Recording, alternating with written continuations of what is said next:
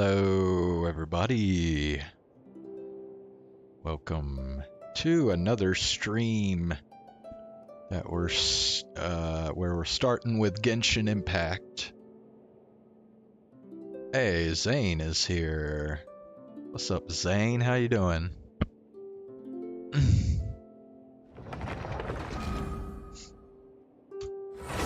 Well, since you're here, we'll just go ahead and do some of the Lynette hangout event tonight. We still haven't even gotten the first ending for the hangout event yet, so I think we will probably get at least that tonight. Maybe a second ending in there too.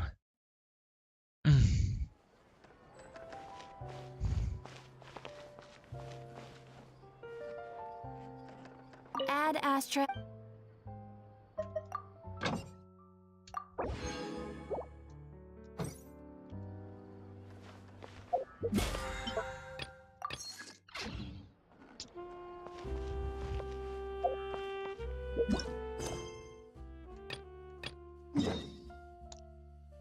Alright, well, looks like we have to go to the Opera Epiclese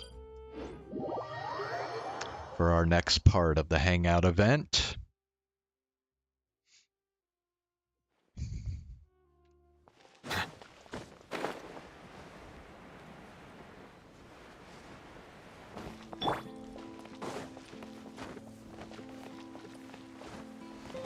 You know, I will admit now that I've been playing the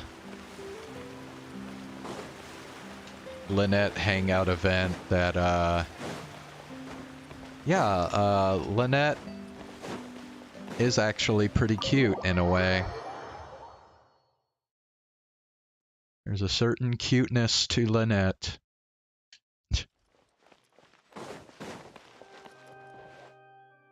Oh, you're here!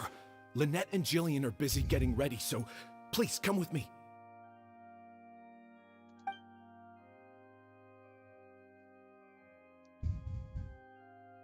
Okay, so this That puppet in the is... middle.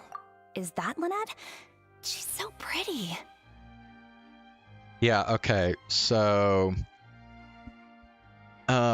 basically the story in this so far is... there was a premiere for this new play that Lynette is the lead actress in, and the premiere was received very well. Pretty much everybody liked it. They liked Lynette. But after the show was over, Lynette found a threatening letter, and I think she was like investigating, and she found out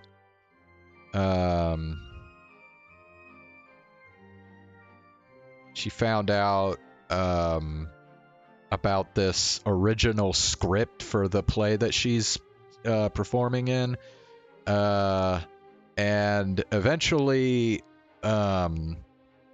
she was able to track down the script.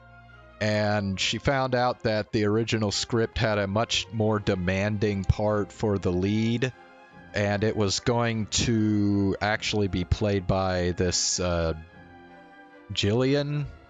But then, for whatever reason, the writer or the director changed the script so that the lead part was a much simpler part to play, and then they gave it to Lynette. And then Lynette and Jillian both decided that they were going to hatch some plan during this performance without even telling the director or anybody. And I think it involves Lynette's actually going to let Jillian take the lead role from her. So it looks like we are in for a surprise here during this performance. So It's starting. Keep your voice down. The protagonist, a dancer, has been abandoned in some ruins. She suspects it's because of a health condition with her legs, which has affected her ability to dance. But then she finds the other abandoned puppets who look just like her. Only then does she realize her illness is just a mechanical breakdown, and she is just a dancing puppet. Wow, I thought it would be hard to follow, but in the end it was actually very clear. You're gonna go to Japan just to watch the HoloFest? I don't know, dude. If I was going to Japan, I would... I mean, because, a trip to Japan's gonna be expensive, obviously. I would do it for more than just HoloFest. Like, yeah, you want to go... If you're gonna go to Japan, you want to do, like... You want to do it for the history and for the culture and stuff. So you need to, you need to do your research so you know, like, where to go and stuff.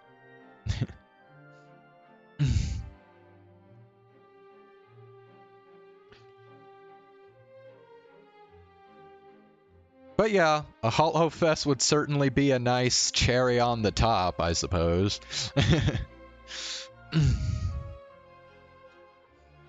Yeah, I mean, it's over now, isn't it? The HoloFest?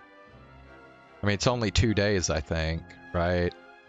I saw the thing about, I guess this is like a, something,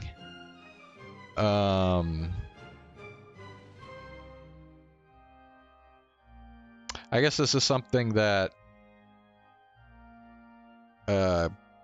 Korone does like every HoloFest now. She unleashes some new gymnastics move or flip or something. So now she's done a full aerial sideways flip, whatever you call that. So it's like basically like a cartwheel without using your hands or your arms. An aerial cartwheel, I guess. Also, I saw something about Laplace tripping on stage or something, but yeah.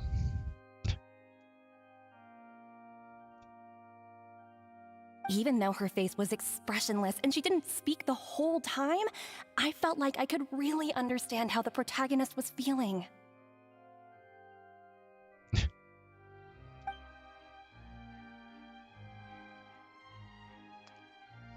Some mechanical puppets believe in a myth. At the end of the world, there is a god of puppets who can turn puppets into human beings.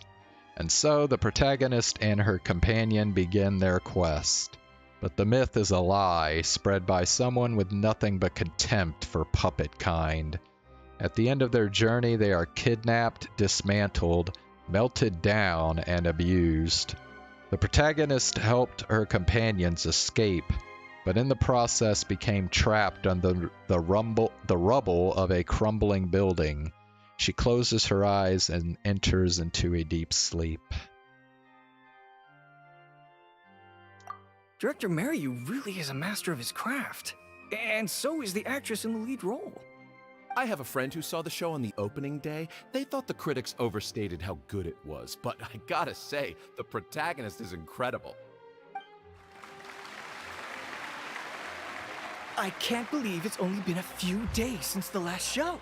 Lynette's improved so much. Just wow! I'm speechless. Words simply cannot do justice to the sheer excellence we witnessed from Lynette on stage today. Your penchant for the hyperbolic strikes again, Almery. Clearly you weren't at a loss for words when you were writing your article. I saw you hand it to the journalist. Trying to get your critique into the papers the moment the show is over, are you? You heard Sora got MVP? I didn't even know they had an MVP award for HoloFest. I had not heard about that.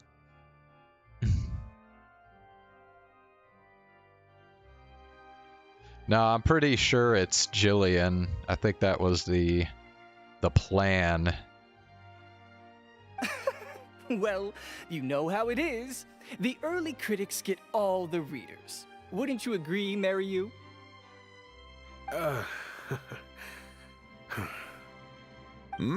What's the matter? Cat got your tongue? The first half was a huge success. Even I could tell the acting was top tier. My apologies, Mr. Maloney. Please excuse me for a second. I need to have a little talk with my actors. Oh, very well. Hey, while you're at it, this might be a good time to talk future collaborations with Lynette. I think the director has already figured it out.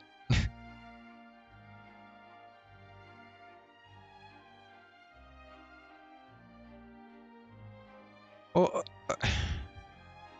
okay, so if Sora got MVP this year, then who got it like the years before? Because I don't remember ever hearing about MVP of HoloFest before this.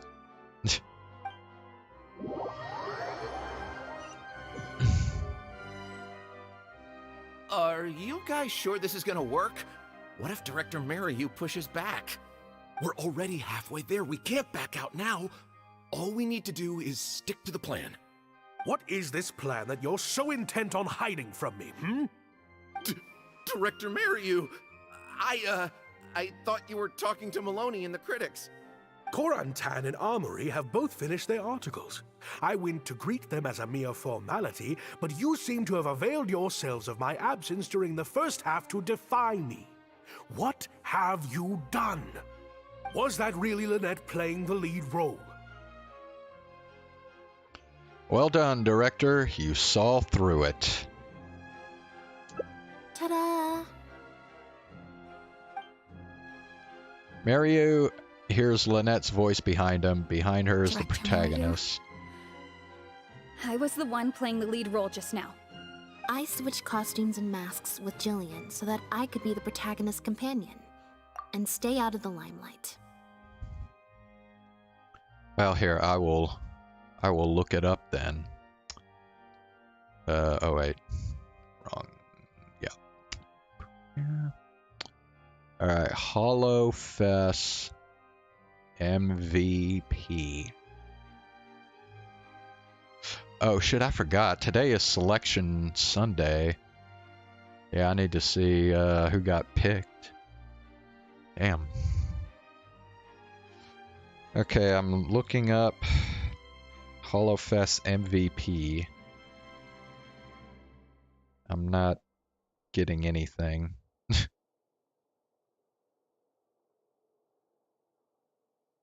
Maybe it was called something else?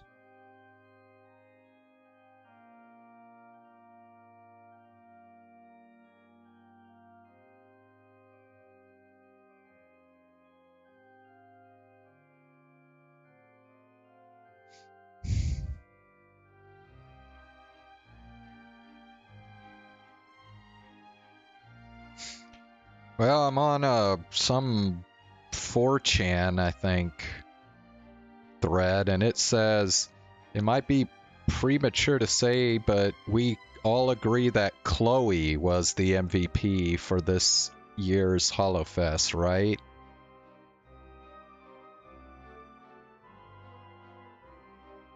Yeah, I won't read through this whole thing. Well, I guess we'll cover that later. Selection, no. Selection Sunday is not politics. It's sports. It's college basketball. So, yeah, let me see what the bracket looks like here.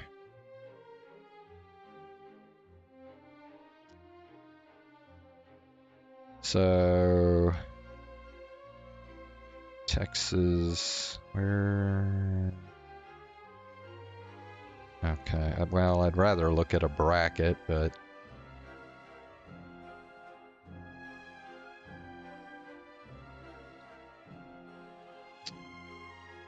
try this. Bracket. Okay, go away.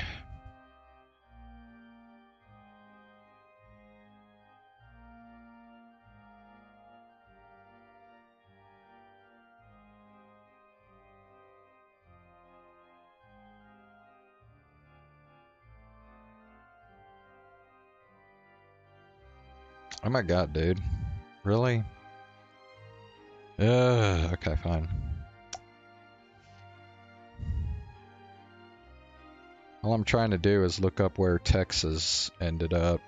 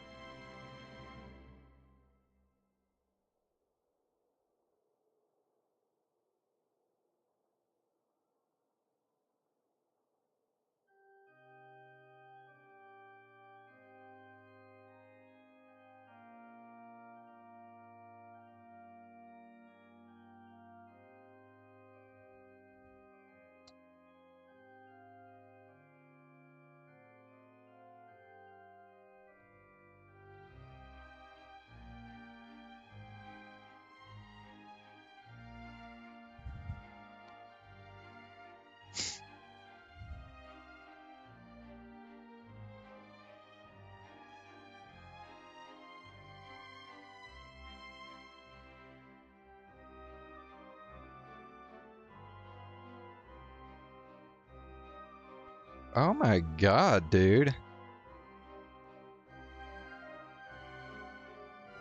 The internet just fucking sucks now. Like, they make it so hard just to do the simplest shit anymore.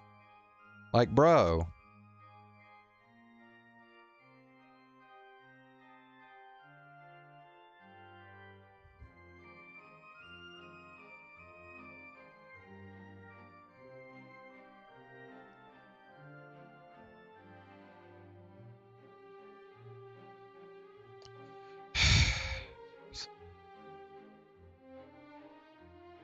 Okay.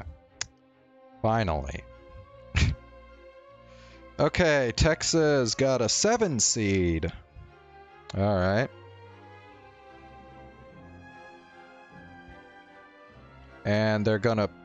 Looks like they're gonna play against a play-in team, so that's a good thing. Let's see, who's the 1 seed in their bracket? Fucking Purdue. Fucking Purdue, dude. I fucking hate Purdue.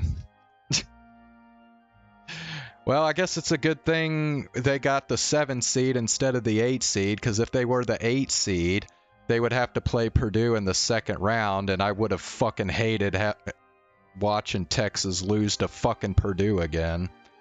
So, anyway.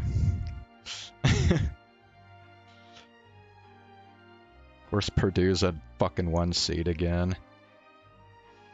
Houston still got 1 seed. North Carolina got a 1 seed?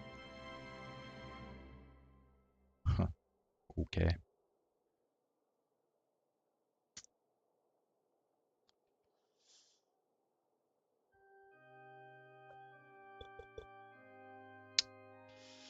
Okay, what about the women? Let's see the women's basketball here.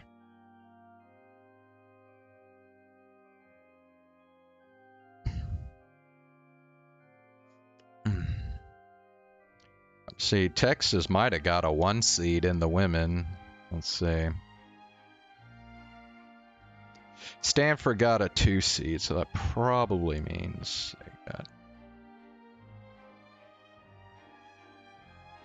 Yep. Whew. Texas got a 1 seed in the women's bracket. But they're in the same region as Stanford as at the 2 seed. God, I hope they don't have to play fucking Stanford. Anyway. Okay, enough of that. Lynette, why on earth would you do this? You know my acting is amateur.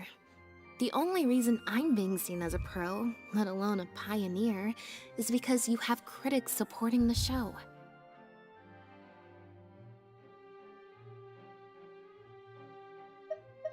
But right now, there's a whole audience out there. If they'd seen me in the leading role during the first half, they wouldn't be expecting anything more. But what happens now that they've seen Jillian in the role?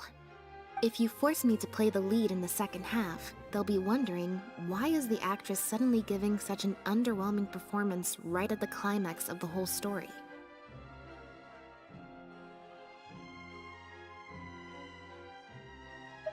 Were the critics wrong? These are just some of the questions that will be on everyone's minds during the second half. And those questions will follow them out the doors of the theater after the show ends. Do you think the critics will still have any credibility then? There's only one way for you to save your reputation. And that's to keep Jillian as the lead all the way to the end. Absolutely not. I'd sooner announce that we're having technical difficulties and need to stop the show. If I keep Jillian as the lead for the second half, what do you think will happen in the curtain call when she takes her mask off? Everyone will see that we've changed actors. What will your fans think? They're only here because of you, and what about all the critics who support you? If we get on the wrong side of them, it'll be the death of the whole show. There'd be tickets to refund, fines to pay for breach of contract. The whole troupe's hard work would go down the drain. Don't you see how much this would cost us? You can't just take a job on a whim, then abandon your responsibility the moment you don't feel like doing it anymore. You're playing games with other people's hopes and dreams. Director Mariu, please. You're not being fair to Lynette. Actually, Jillian, he's half right. I did kind of take this on a whim. But my responsibility here is making sure you get back the role that belongs to you. And I guess part of that responsibility lies with me, considering I badgered you into accepting the job. Look who finally decided to show up. Sorry I'm a little late to the show. Work's been keeping me pretty busy lately. Lenny? What do you want? Do you think you can snap your fingers and make all my problems magically disappear? That might be a little tricky, but instead, I could make something else magically appear. What's this? A draft complaint letter, my contract, your legal fees, reimbursement for the tickets, and an advance on the penalty fee for breach of contract. Mr. Mariu, I'm stepping down from the leading role, regardless of whether you choose to cancel the rest of today's show.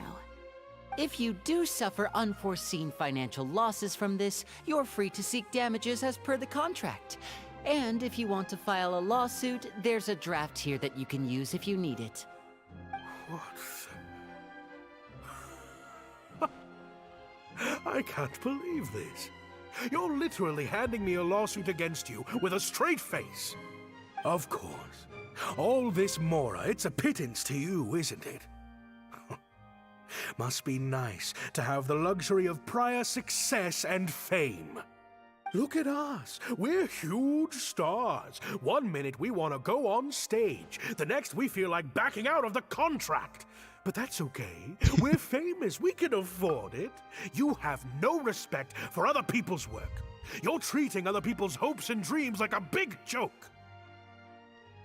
You know, I hate to say it, but Mariu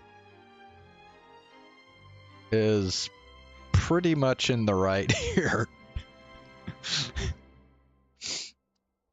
Like,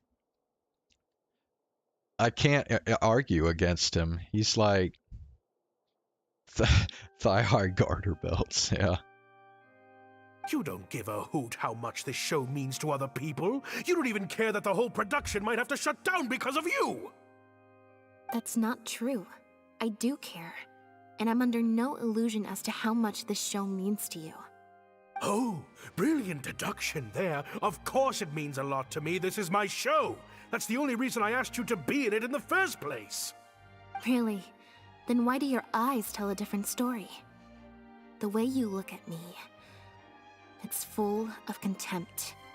Almost as if I've destroyed your work of art.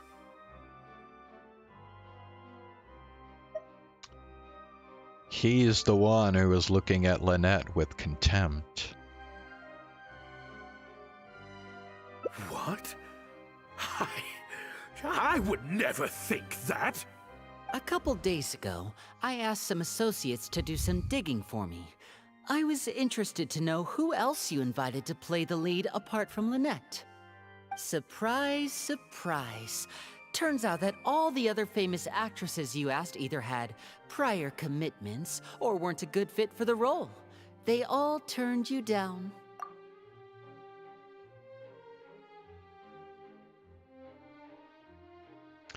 Yeah, that part I don't really understand, Ox. And I would have turned you down too, if not for an unlikely set of coincidences. You didn't send those invitations because you were looking for a better actress than Jillian, but because your investor wanted a big name in your show, right? Director Mariyu.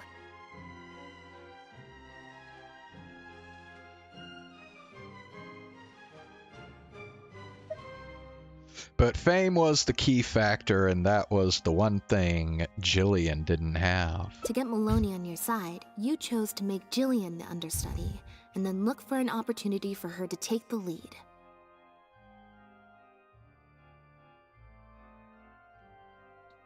But then Lynette actually accepted your invitation.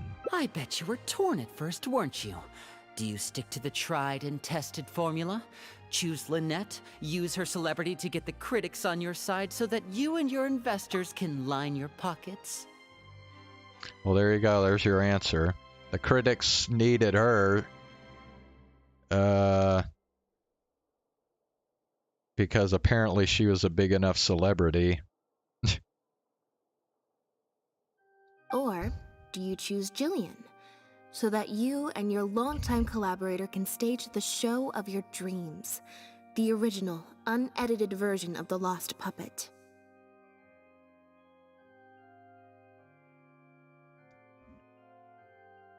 Whether you did it because of pressure from your investors, ultimately you betrayed yourself by choosing Lynette. Oh, I didn't. I didn't betray myself.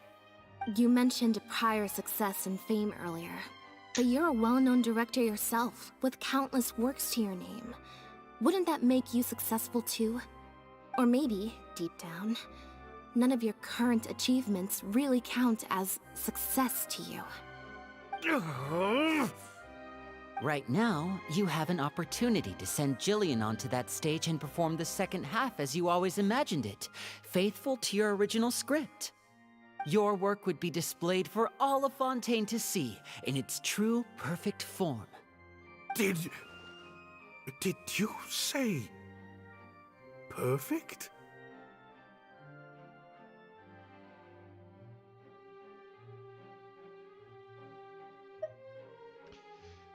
Will you keep pursuing a kind of success that you don't even value at the cost of your own artistic integrity? Or will you act now before Maloney and the critics can protest and make your dream come true on the stage?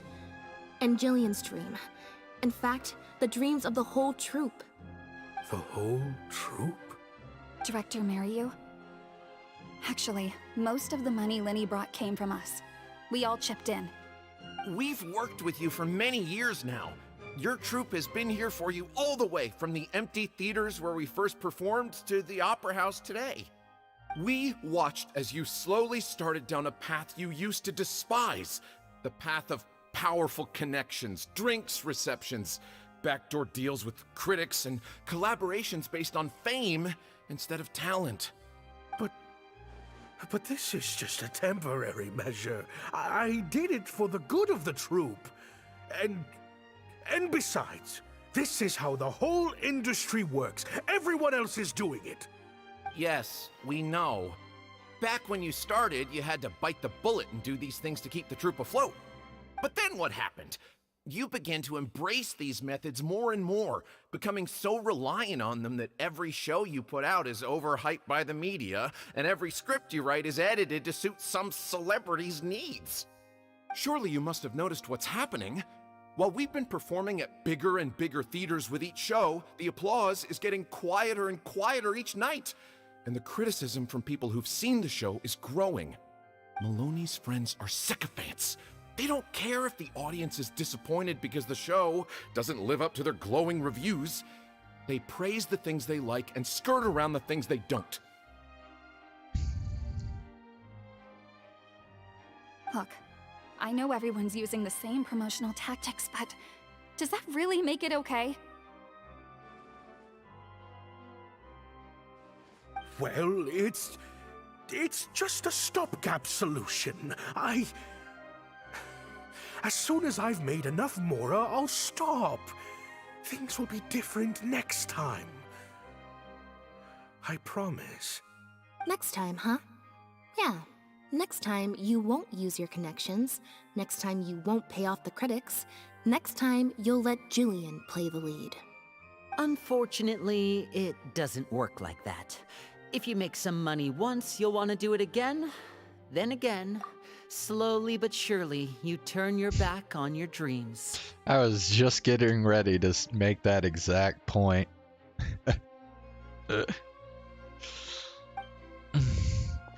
I won't turn my back on my dreams any longer, Director Mary. Yeah. Never again. Trust me, rich people do not think like that. They don't ever go, oh, if I get this enough, if I get this much, then I'll stop. No, they never fucking think that way. They always want more, and they keep going and going until their fucking career is over. Me neither.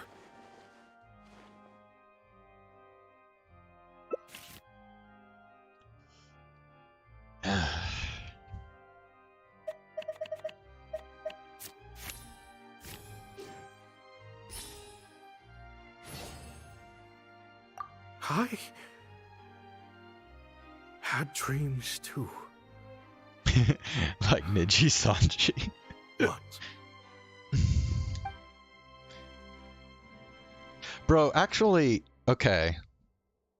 Zane, I wanted to ask you a question.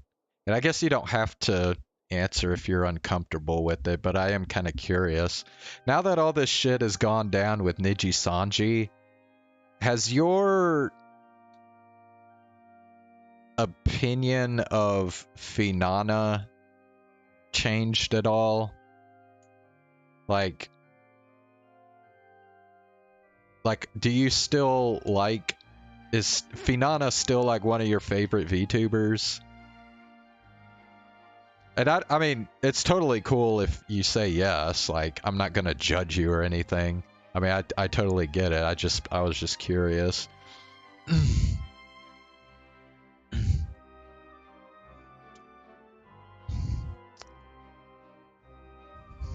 Anyway, an unknown period of time elapsed before a group of mechanical puppets finally cleared the rubble, freed the protagonist, and reactivated her. Your opinion on Finana will never change. Alright.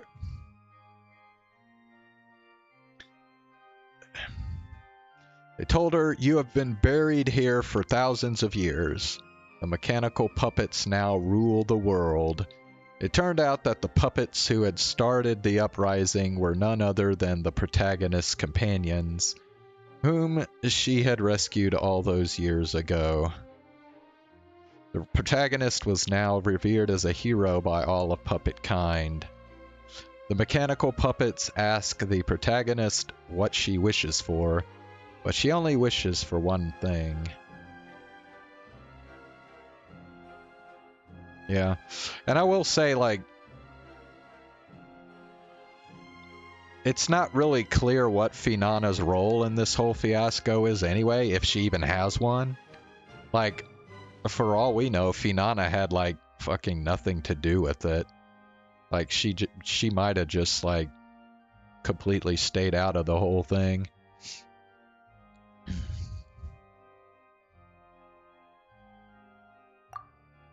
Huh. The plot here seems a little different from what the reviews said. Like, I mean, I don't think I've seen anybody say there's any evidence that, like, Finana did anything bad, so... It's gotta be weird, though, being Finana right now, because Like, she's the only other remaining member of Lazulite other than Illyra, who all the like anger and negativity is being focused on right now. So I don't know what is going through Finana's head. Like, you know, her only other gen mate is like taking a bunch of shit now. Which, I mean, she deserves some of it, but she was in Japan before it all went down. Yeah.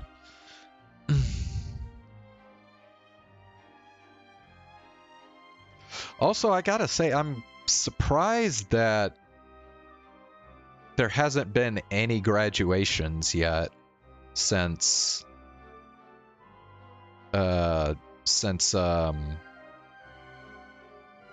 Selene was canned.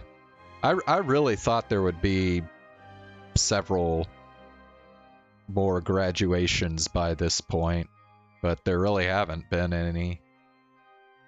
So, I don't know what's going on. Maybe they're still trying to figure it all out behind the scenes. I don't know.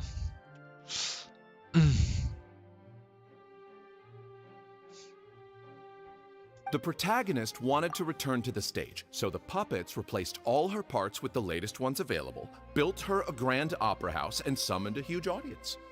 And in the end, she forgot herself amidst the applause and cheers of her fellow puppets. Hey, no spoilers! Huh? Wait, hang on, that's not even what's happening. The set has changed back to the one from the first act.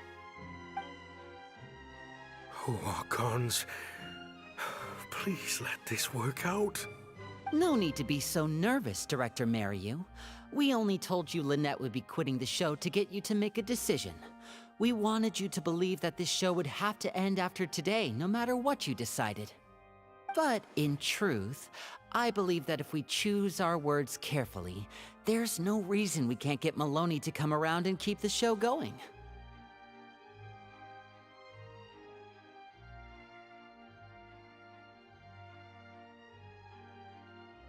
What now angers you is Petra and Rosemi got their 3D debut? What? Wait, what's wrong with that? Why does that anger you?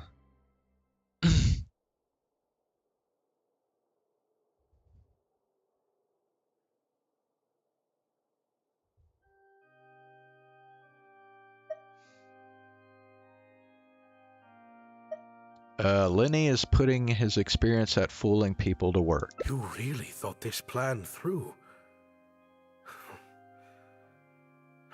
But I'm not upset about what you've done. What's worrying me now isn't how Maloney will react or whether the show will get cancelled.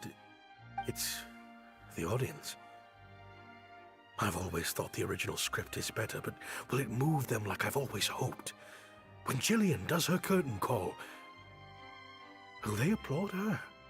What if people only came to see the show for Lynette? And because of the reviews, what if they don't really care about the show at all? It feels like I've been hiding inside my safe little castle for too long. And now I'm scared to go outside the walls and hear what people really think. We're right here with you. We'll watch it to the end.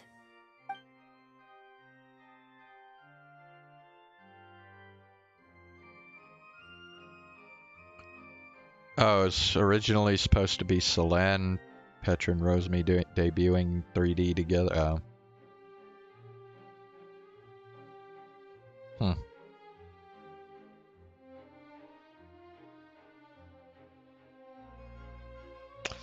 Well, I mean, it's kind of, I guess it's kind, in a way, it's similar to my feelings about, Hollow Promise now since Sana left. You know what I mean? It's kind of the same deal. It's just not. It's not whole. It's not complete. You know what I mean?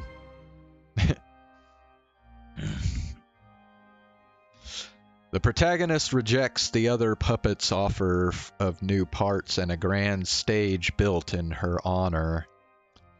Her only wish is to see her companions again, but she is told that they gave their lives for the revolution. Their bodies lie buried in the ruins where they first met. The protagonist returns to the ruins alone, to where her journey first began. She performs one last dance before the graves of her companions. Her circuitry burns out, her parts come loose and fall from her body, but she keeps dancing until her body completely shuts down. It has taken her thousands of years, but at last, she's finally found a reason for dancing. Wow. Okay, this ending is much better. So it's a tragedy. Yeah, dude, it would have been awesome if Sana did 3D, but... I love how they brought back the set from Act 1 and gave it a whole new meaning. What a fantastic twist. Time for the curtain call. It's the moment of truth. The applause continue after I take off the mask. I could always leave my mask on. No one would ever know.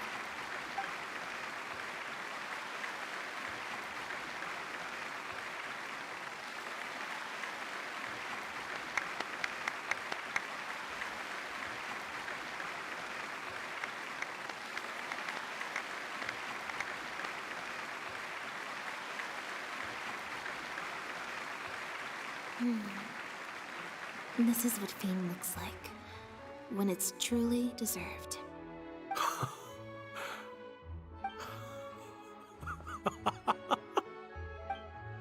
Jillian, you were amazing! Syra was tearing up when you did your final solo dance. Well, so are you. Really? I was so nervous. My legs felt like they turned to jelly. What looked like an actor unsteady on her feet was in fact a poignant expression of the protagonist's frailty in her last moments. Or whatever.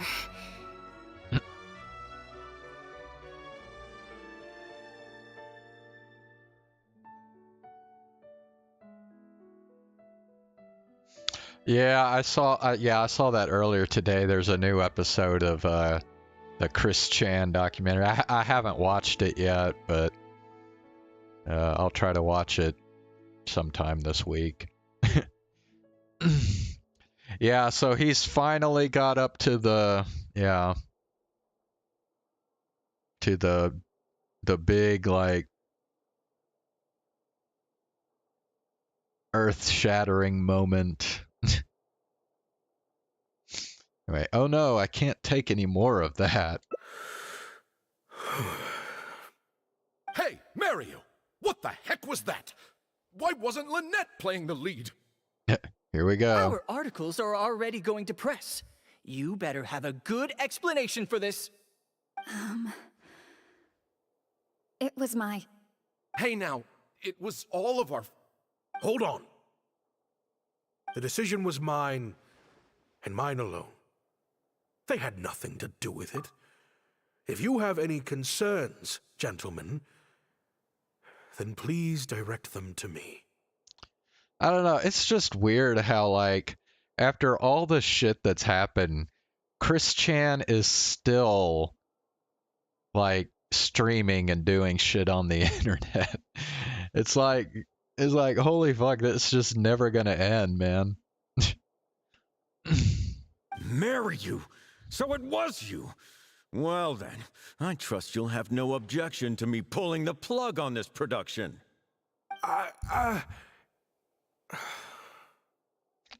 Time for Act 5. Director Mariu, Mr. Maloney, what on earth is going on? Why was Lynette not in the lead role? It took a lot of convincing from me for her to accept the role, and I had to turn down some big work opportunities to come and watch her performance today. You have some explaining to do. Lenny, it was all his idea. Marry you. Explain yourself.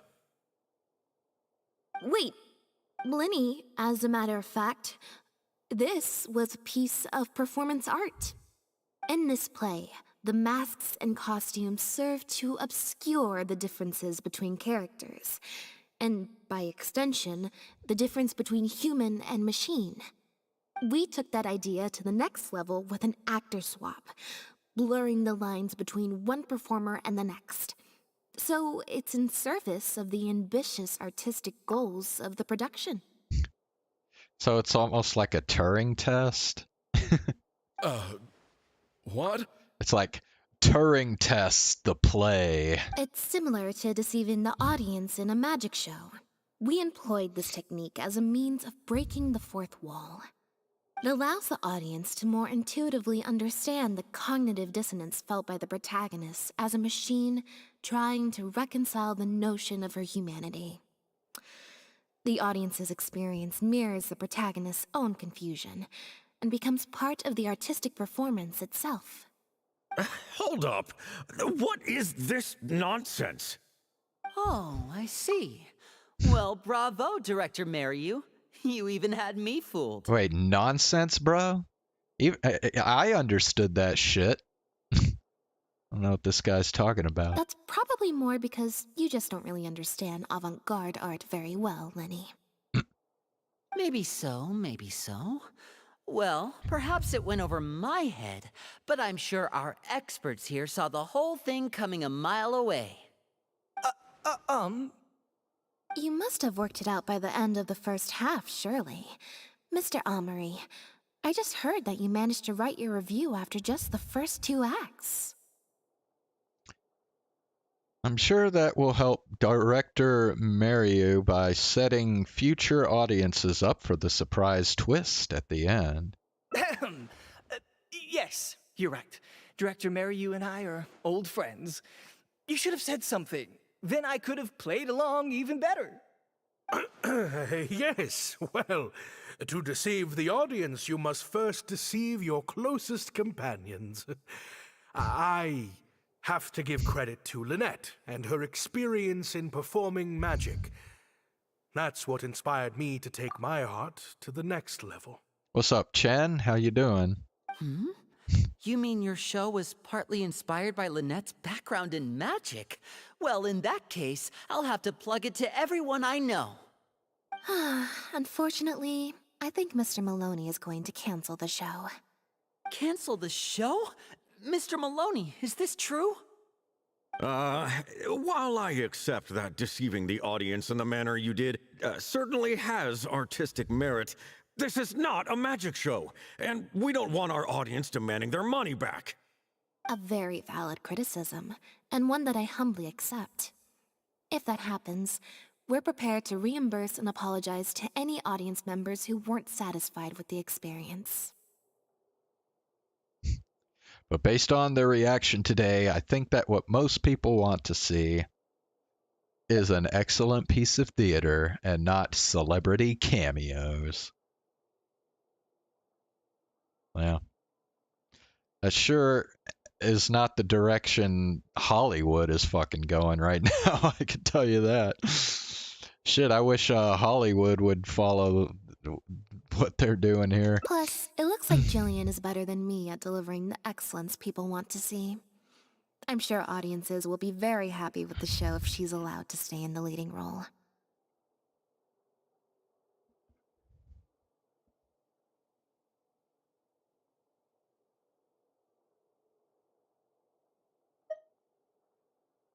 Wouldn't you say Jillian's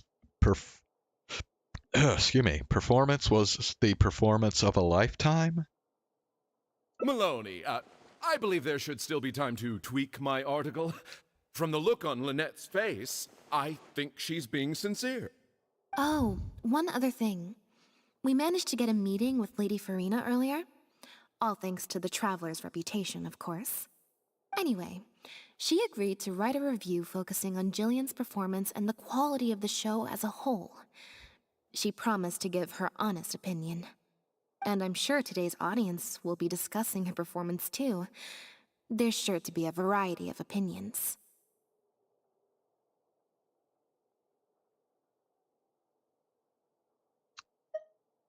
But what about you, Mr. Corentin? Oh, I mean, our art at its finest, clearly. But I'll have to give it some thought before I decide exactly what to write. Oh, of course. Always good to put some thought into these things. Especially now, with a growing range of voices out there. I imagine competition for readers becomes more fierce when everyone's discussing the topic. Corentan, Amory, let's go.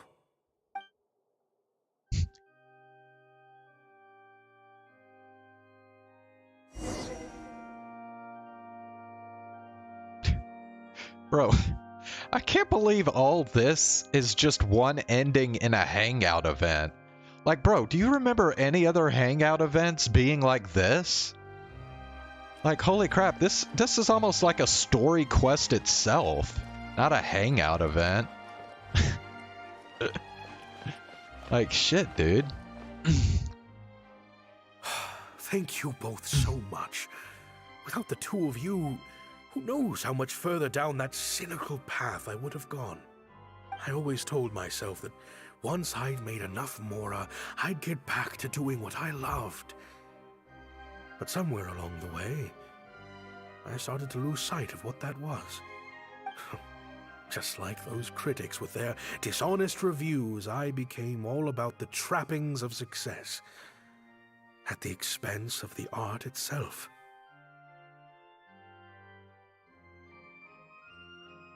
At least you came to your senses just in time. You're right. Yes, I'm a very lucky man. Anyway, enough about my problems. What are we going to do about the threat letter that Lynette received? I've been looking into it a lot over the past couple of days, but it doesn't seem like it was one of our competitors after all. Ah, yes, about that.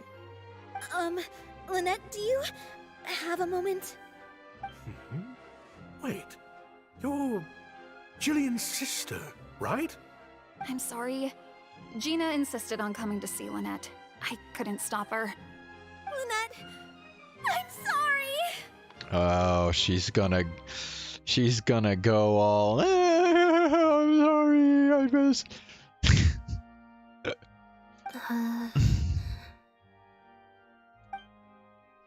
Lynette just shot me a glance. I think she's unsure which mode to use in this situation.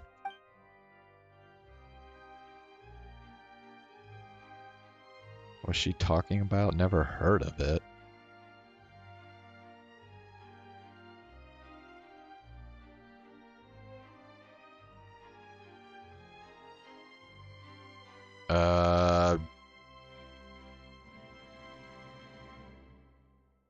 Okay. I'll just wait and see how things play out, I guess. That letter? I was the one who wrote it. What? Gina? So it was you? You like the split personality dope chick. I don't know.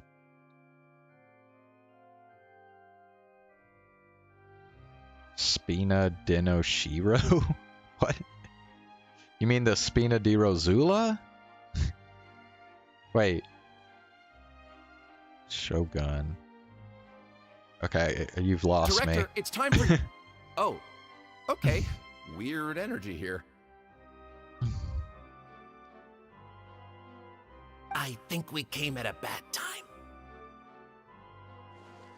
Lynette, Gina must have been worried sick about me. I'm sure even she wouldn't do something so stupid if she was in her right mind.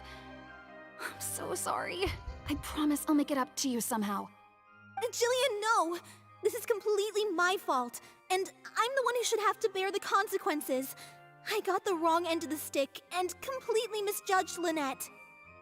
Shall we hear what Lynette has to say? Well, since I haven't actually suffered any losses, seeking redress could be difficult. Maybe we could just let this one slide? Really? Are you sure? After all, Gina wouldn't be the first person to ever misjudge me, right? True. True. In any case, I think we can all agree it was a misunderstanding and nothing more. No need to overcomplicate things. But still, I was wrong to write that letter. I should own up to my actions, make it up to you in some way. She seems pretty insistent. If that's what you really want, then how about helping out backstage? Huh? Backstage? The crew could always use an extra hand. Plus, it'll give your older sister a chance to keep an eye on you and stop you getting into any more trouble. Thank you, Lynette. Really, thank you so much.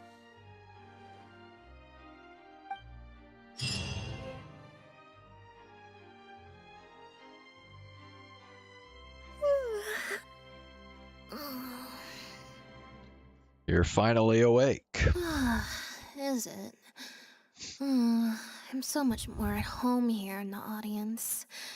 I get to sit on a comfy seat, and I don't have to activate my energy-consuming modes all the time.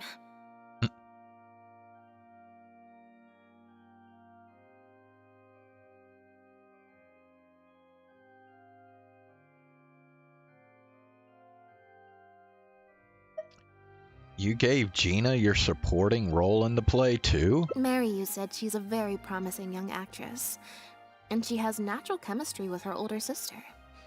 In their capable hands, the show doesn't need me to attract an audience anymore. Phew. Freedom at last.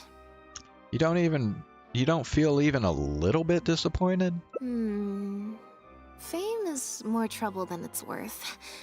I'd rather leave that side of things to my brother and the others. I'm happiest when I get to sit in a quiet place, watch them do their thing, and cheer them on.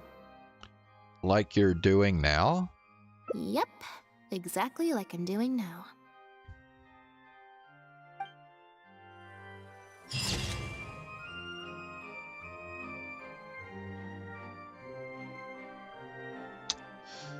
Well, there we go. We finally reached one of the endings to the hangout event. All right.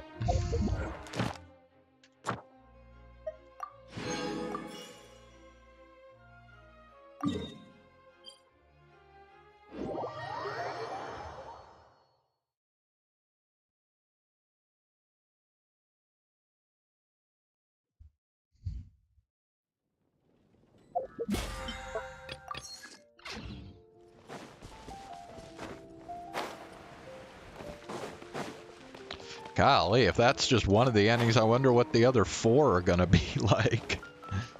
Sheesh. Ad Astra. Thank you for complete.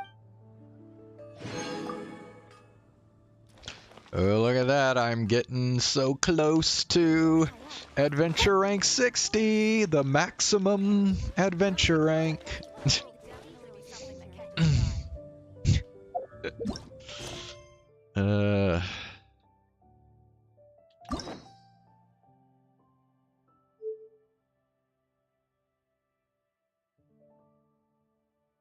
Oh yeah, that's right. We get to claim.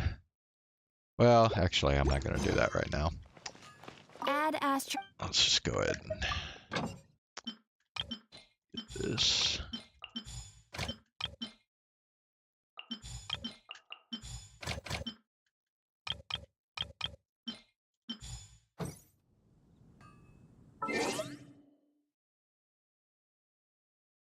All right, well, we are going to switch over to Chaos Head now. So I will be right back. I'm going to go get some water real quick.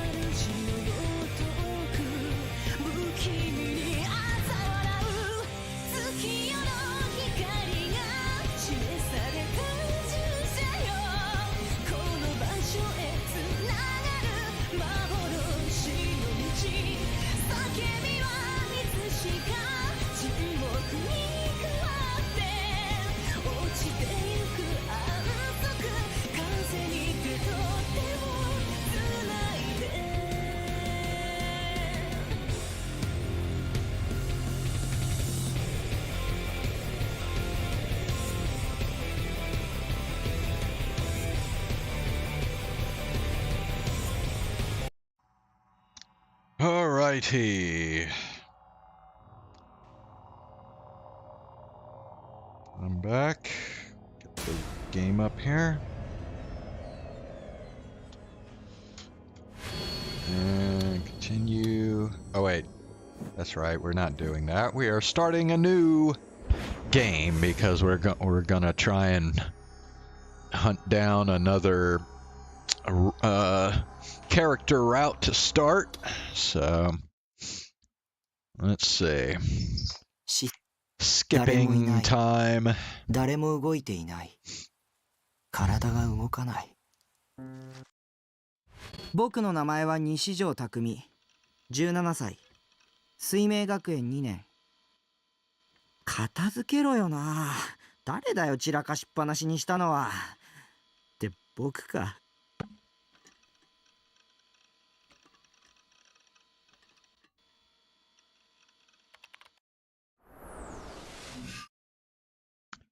This doesn't even really matter anymore.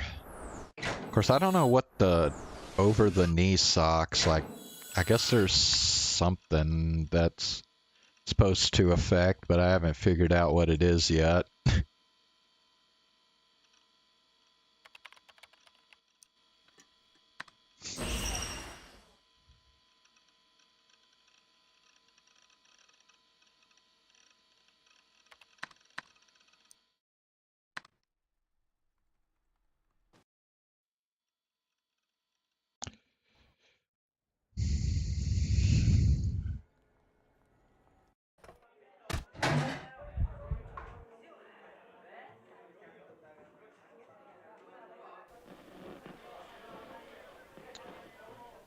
Have we done the green delusion for this yet?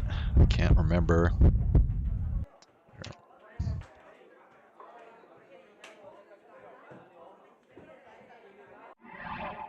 Doesn't look like I have, so I guess we'll read through this delusion here.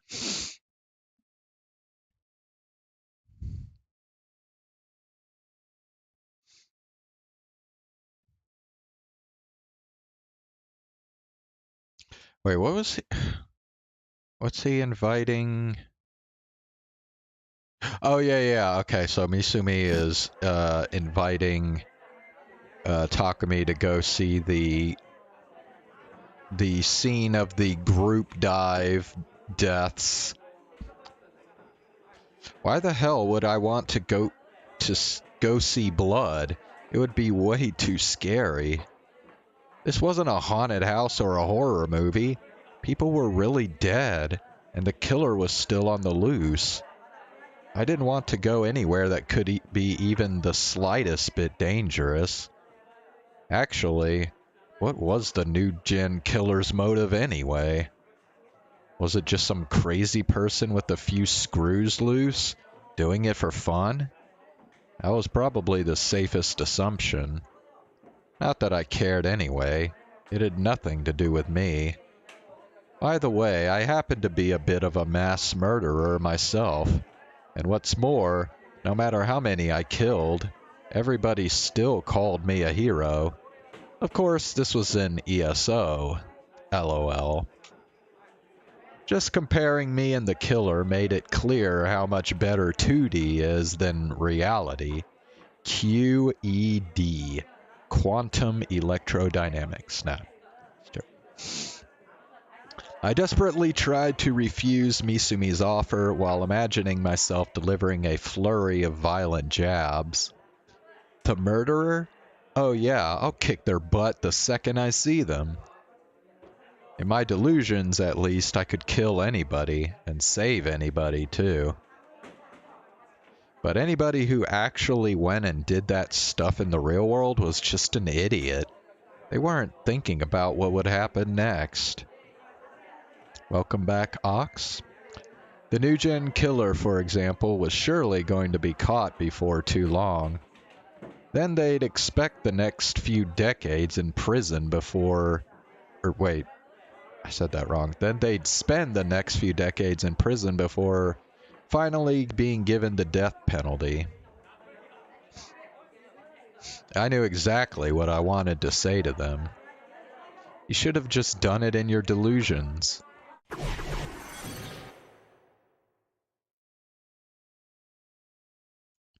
I went to buy dinner. I took the route I always used to go to the local convenience store. From the base, it took about 3 minutes to get there. I knew the route well, with its filthy, dark street, but today it felt strange, like I'd wandered into another world. Everything looked the same as always, but it felt like I was coming here for the first time. It was the opposite of déjà vu. Jamais vu, they'd call it. I'd read about it on the internet once. And there was this odd smell like rotting garbage. I could feel the humidity clinging to my skin. If I hadn't known better, I would have assumed it had just rained. The air felt sticky. And then the sound. I could hear a faint sound, like something dragging. I stopped to listen. The sound was coming from the back of a small alley on my left, at least as near as I could tell. There were no street lights, and all the houses around me had their lights turned off. So no matter how hard I looked, I couldn't see what was going on in there. It was hard to believe that you could find this kind of deep darkness in modern Japan, especially in Shibuya, which ranked alongside Shinjuku for being a city that never sleeps. It felt a little like a haunted house. No, there was one thing that made it different than a haunted house. This darkness wasn't artificial. I didn't want to go. Going in was a mistake. I tried to tell myself not to go in. But for some reason, my legs took a step forward, as if that sound I kept hearing was drawing me in. I felt terrified.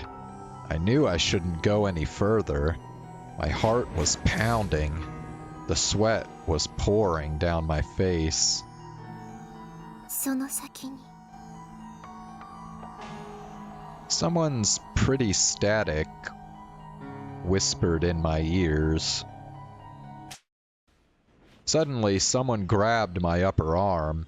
It was so sudden I panicked, and I tried to scream, but I couldn't. The most I could do was squeeze the air out of the back of my throat. I wanted to run away in fear, but my body wasn't listening to me at all. My legs froze and refused to move so much as a millimeter. There was a hand grabbing my arm. I could see it. It was a deep green and thin like a mummy's, with blood veins protruding all around it. It didn't even look alive. 行くの I could easily have fallen to the ground and pissed myself right on the spot, but the voice felt strangely pleasant. The fear within me that had threatened to explode a moment ago gradually began to subside. 危険 A low, tense voice. I slowly turned around. The first thing I saw was the crest of Suime Academy. It was on the chest of a Suime uniform. The person was wearing a skirt, so probably this was a girl. We're not on a route yet. This is just the first illusion of the game, so you haven't really missed anything. But I didn't have the courage to look at her face. She was closer than I thought, and it was all I could do to look away. Something was wrong. I looked back at the hand holding my arm. It had the thin, dainty fingers of a girl. It didn't look anything like the grotesque green thing I'd seen a moment ago. Who was this girl? What did her face look like? What does her face look like as she looks at me? What was she doing here? I couldn't tell why, but it felt like I knew this girl. As I looked at my arm and the pale white hand holding it, my mind began to create a delusion. The girl tied her hair with ribbons. Oh, you know what this is? This is the trigger for the Remy route. I was kind of hoping to save the Remy route as the last character route, but I don't know. What do y'all think? Do y'all want to go ahead and try to do the Remy route now, or do you want to wait and do one of the other character routes before we do the Remy one?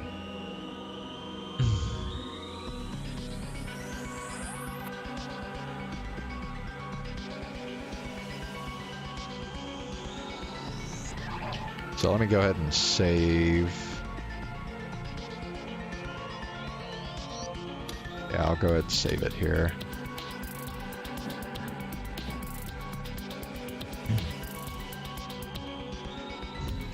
Which other ones?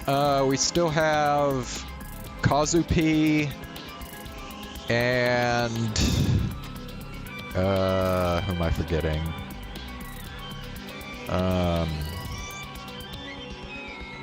Oh shit.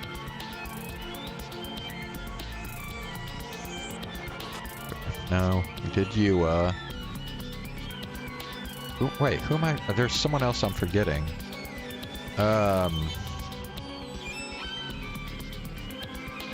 Okay, wait. We did Nanami, Yua, Senna.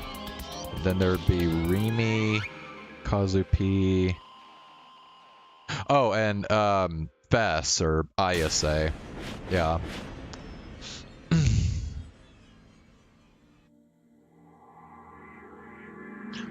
So Zane, you're voting for just doing the Remy route now?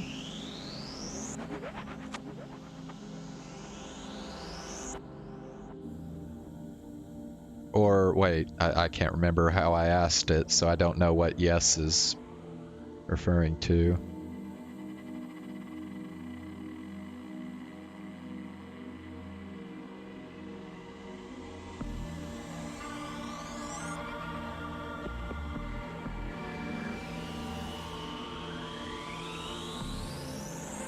Yep. Alright, Ox, what's your vote? Are you okay with doing Remy route now?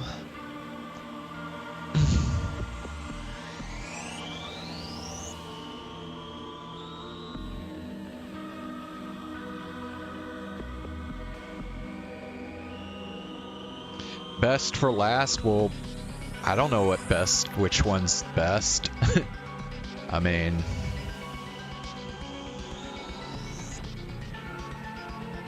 I just figured the Remy route was gonna be like possibly the most important one as far as like the story and stuff, but I don't know.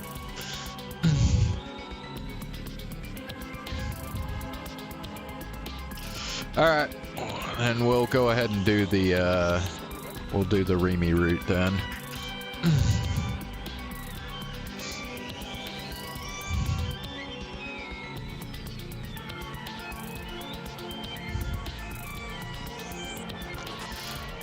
Okay, tied her hair with ribbons.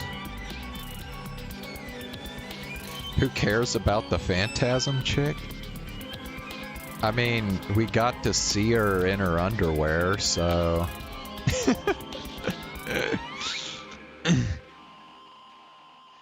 Yeah, because she keeps killing us. Okay. Wait. Does Remy tie her hair with ribbons? Like... Fuck, I can't even remember now. Wait, Remy is the two-side up hairstyle, right?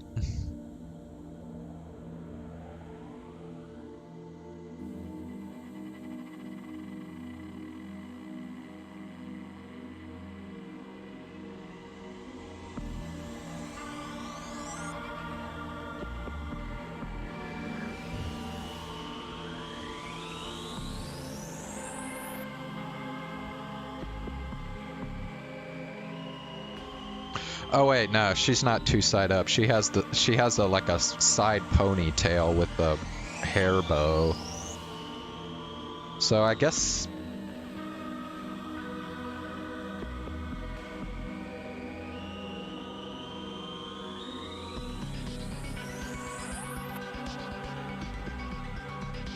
So I guess it would be no here, I think. And then wore no, Remy doesn't wear glasses. Wore over the knee socks, yes.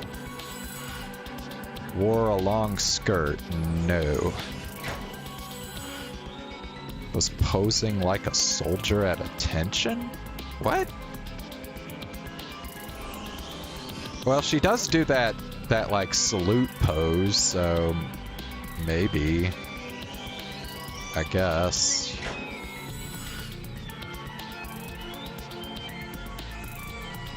A thousand doubts raced through my mind, but in the end, I couldn't speak a word.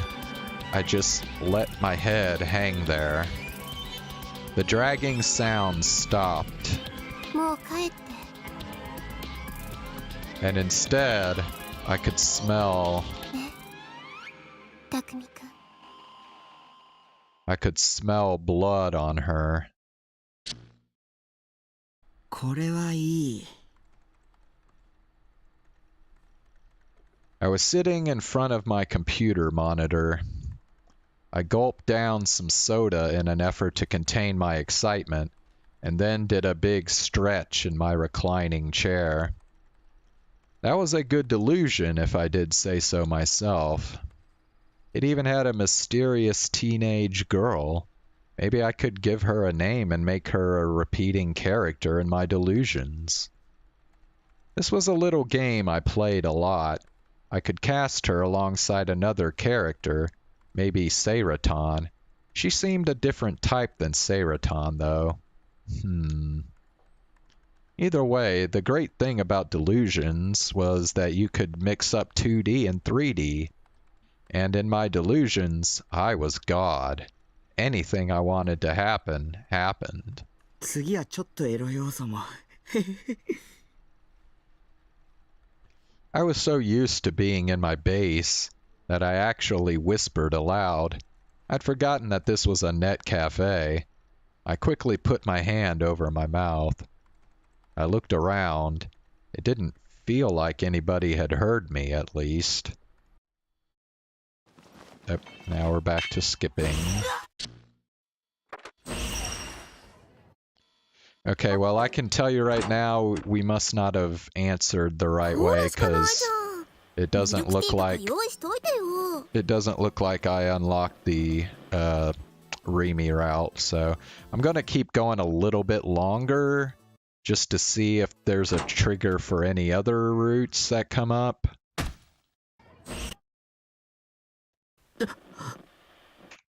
And if not, then we'll just go back and try the Remy thing again.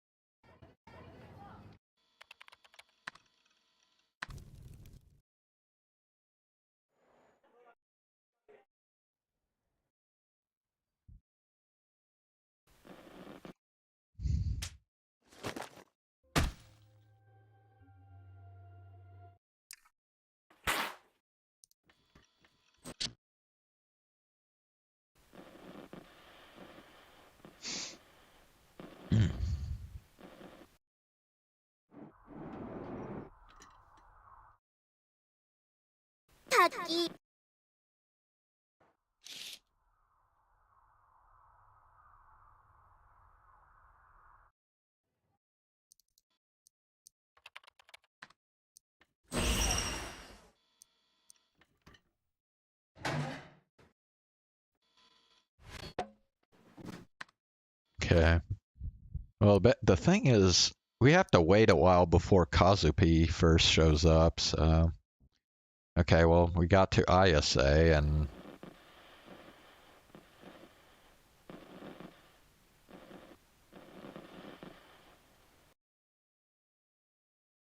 Okay, we'll just skip through this. Well, okay. Man. We might not get the trigger for the ISA route.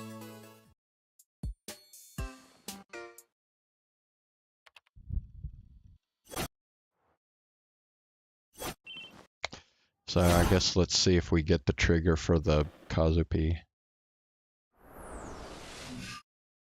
Oh.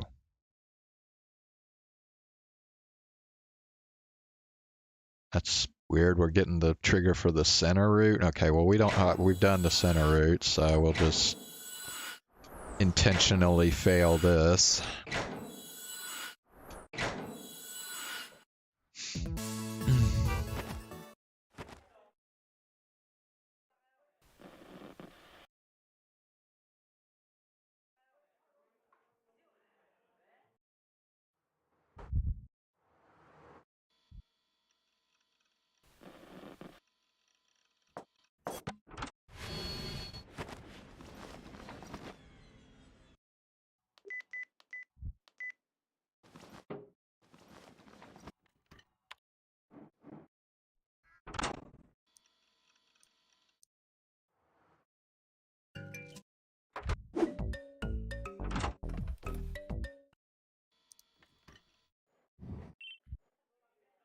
Okay, here's Kazupi.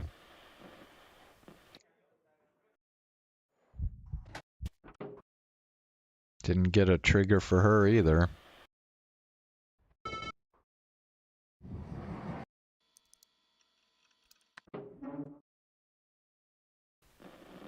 I don't know if I should keep going until like the part where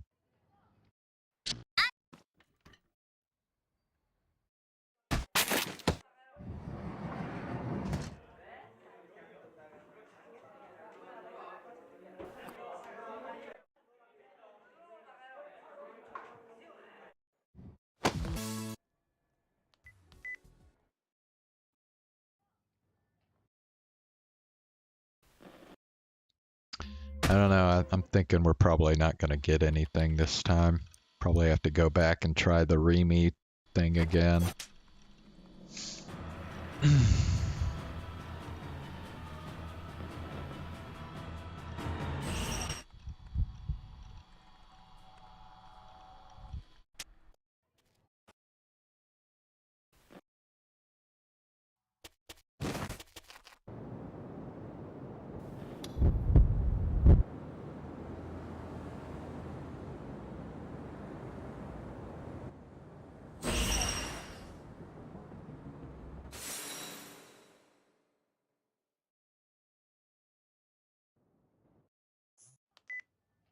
Still no ISA trigger.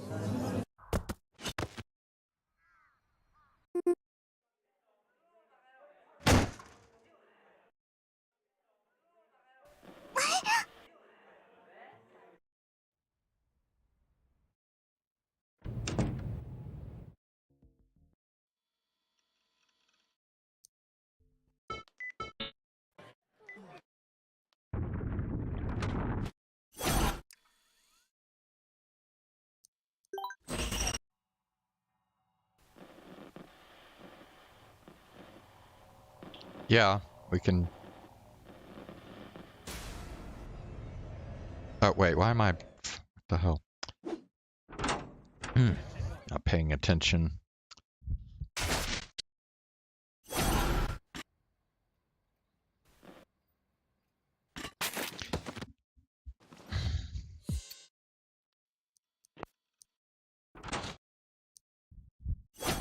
よし、繋がった。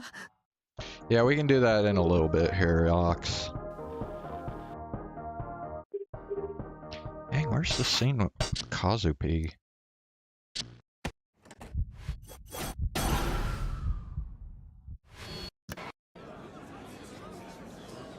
Oh, FC is here. Hey, FC, do you recommend saving the Remy route for last? Or is it okay if we just go ahead and do the Remy route now, do you think? Oh, fuck. Yeah, whatever.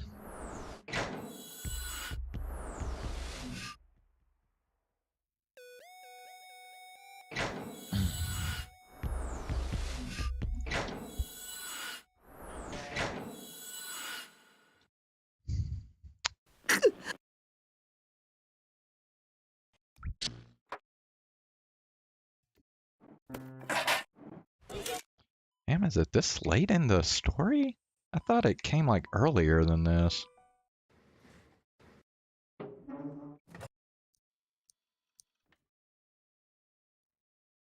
Or did we already pass? I just wasn't paying attention, because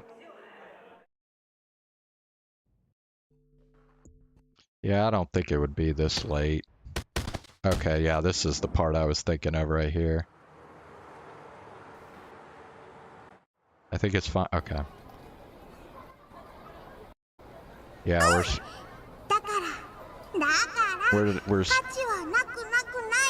we're still not getting any trigger for her route.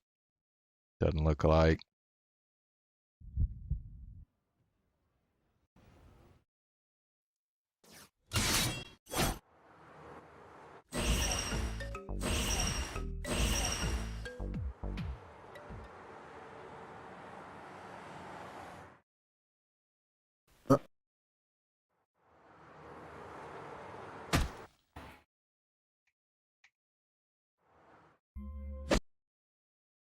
Okay. Alright. So let's just go ahead and load this up, and we're gonna do this over and over till we get the till we get the Remy route unlocked. Okay. Let me try yes this time on that. More glasses, no. Yes. Here. More long skirt, no. Posing that, and then yes. There we go. That was it. I answered the very first question wrong. She does tie her hair with ribbons, so. Yeah, I just got it. I just got the achievement. So. 2 hours, or, okay, wait, this is.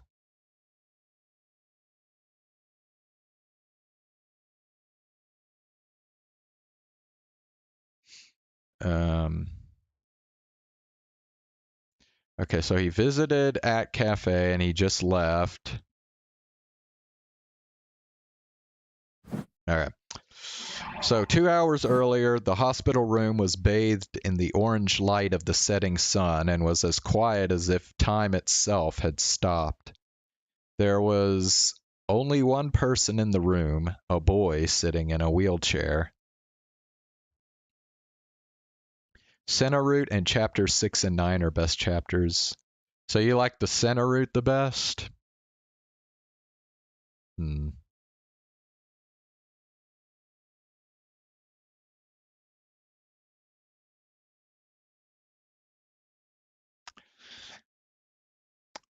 Okay, well, I don't know. None of the character routes so far have like really just like stood out to me, really. He may have been asleep because he wasn't moving at all.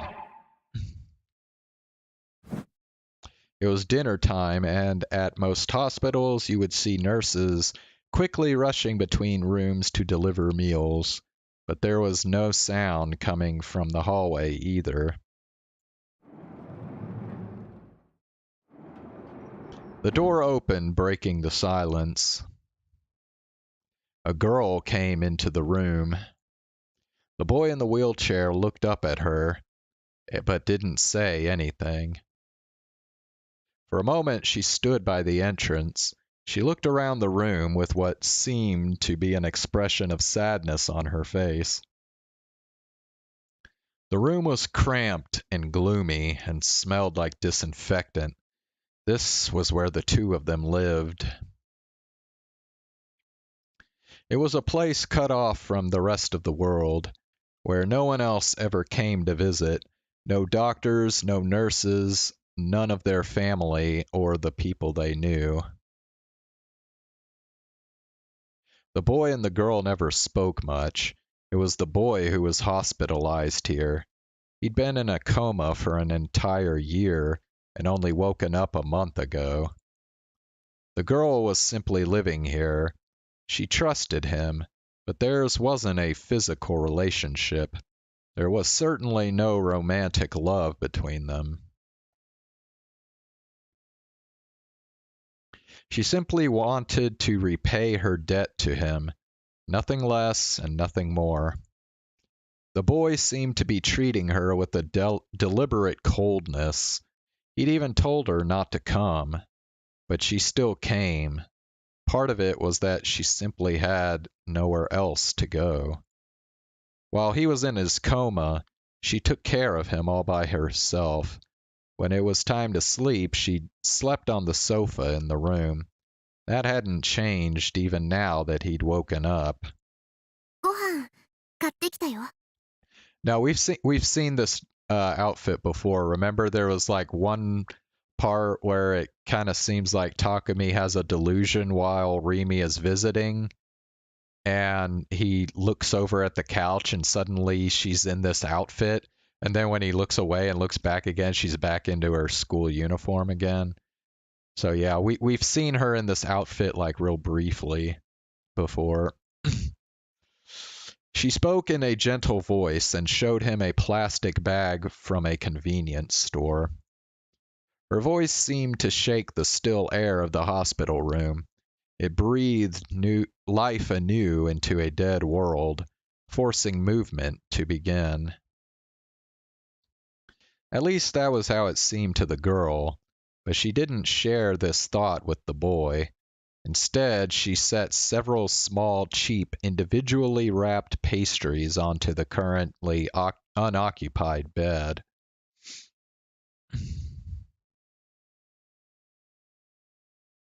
いつも思うんだけどさ、こんな食事で体は大丈夫？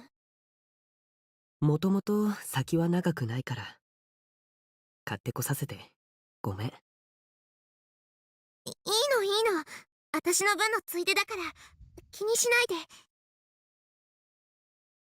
She laughed a little too deliberately, then took her egg salad sandwich over to the windowsill.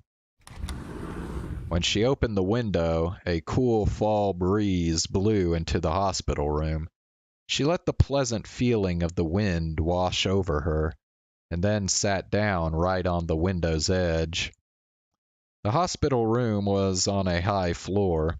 If she fell, she'd die instantly. But the girl showed no sign of fear, and simply began to chow down on her egg salad sandwich. The boy in the wheelchair didn't say anything either, nor did he reach out for the pastries. ねえ、もう一度聞くけど、本当に彼を覚醒させるつもり？うん。昨日チャットをしてみてはっきりした。のぞみはすでに彼に目をつけている。ノア2も完成間近だし、急がないと。どうしてもやるの？そうだよ。でもそれじゃのぞみと変わらない。彼に恐怖を与えて追い詰めて。彼しかいないんだ。彼が覚醒すればあなたは死ぬのに。最初から覚悟の上だよ。彼に全ての責任を押し付けようとしている僕には相応の罰だと思う。The girl was still looking out the window at the setting sun. She didn't turn back to look at the boy. From the look on her face, one might think she was about to cry. 彼を消すっていう選択肢はないかな。そうなったら、僕はまた1年以上昏睡する覚悟で、新しい僕を生み出さないとね。その頃には、ノア2は完成して、世界には絶望が溢れているだろうけど。The boy's voice was very gentle, but not without a note of bitterness. The girl heard it and sighed. 私は、あなたのやり方には反対だな。ノア2を完成させるわけにはいかない。そうだけど、彼の立場を考えたら、悲しすぎるよ。それに、あなたが自殺しようとしているのをむざむざ指をくわえて見ているわけにもいかないし。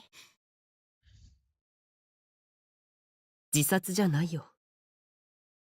私が何とかする。She spoke suddenly, her voice full of resolve. For the first time, the boy moved a little, as if surprised.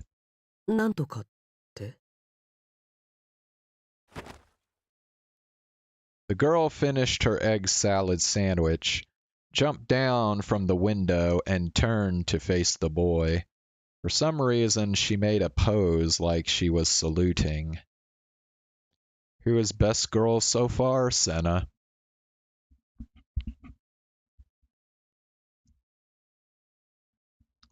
Although Senna kind of has I guess, like a mean streak to her. I mean, I wish she wasn't, like... She seems like she's so eager for violence sometimes. I think that's kind of her downside, but I'm still gonna say Senna's best girl so far.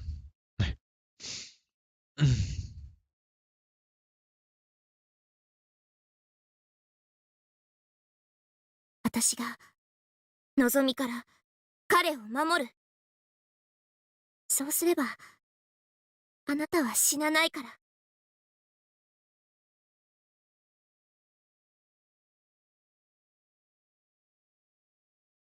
それじゃあ、彼が生まれた意味がなくなるし、何の解決にもならない。ノア2が。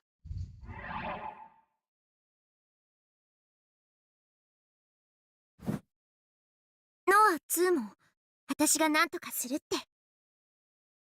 君には無理だよ。もう決めたの。私はあなたを守るためにあなたと対立します。Her smile was gentle but deeply fragile. When he saw it, the boy was at a loss for words. あなたの予言によると、今日新しい事件が起きるんだよね。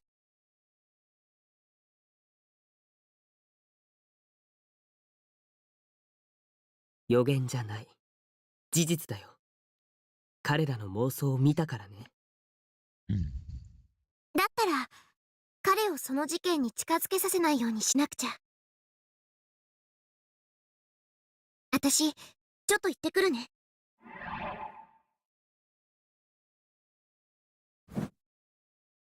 The girl started walking toward the door. 君が邪魔をしても、僕は予定通り彼を目覚めさせるよ。As she opened the door, she came to a stop. The hallway was empty. No one was there. That meant no voices and no other sounds.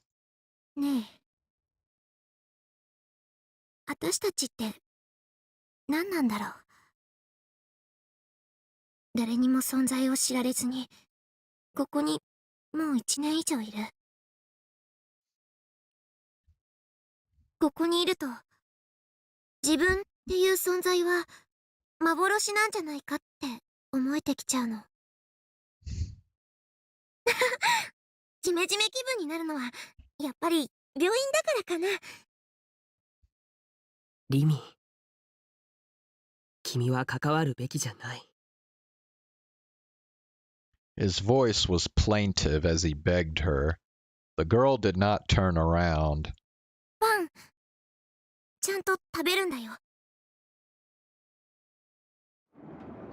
As she left, that was all she said.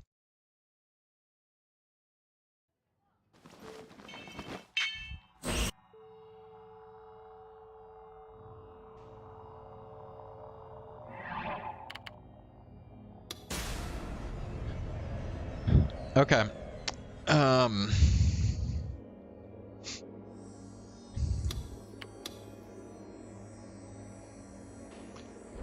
Let's go ahead and switch to whatever it was Ox was wanting to do. So also I was gonna check out a 4chan thread real quick to see what they were saying about the HoloFest. Alright.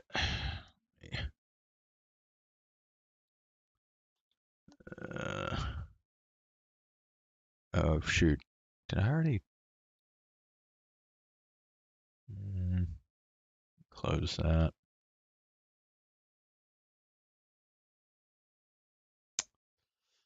Okay.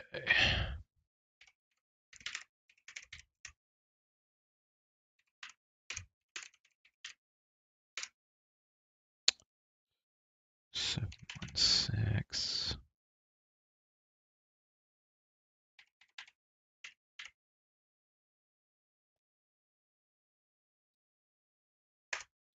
Chris Hansen 4588. Okay. That's not the one we want.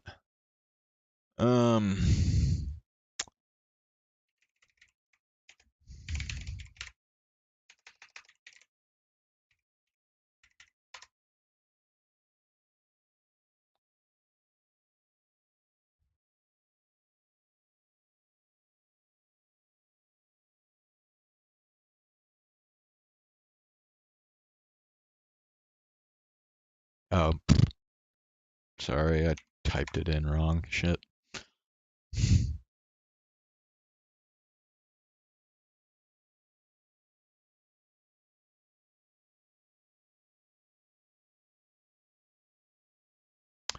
I see a Chris Hansen, but I don't see a Chris Hansen 4188.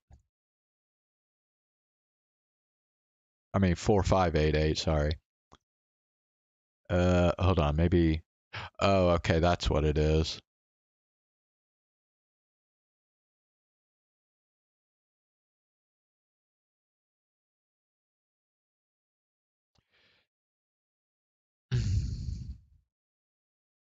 Okay.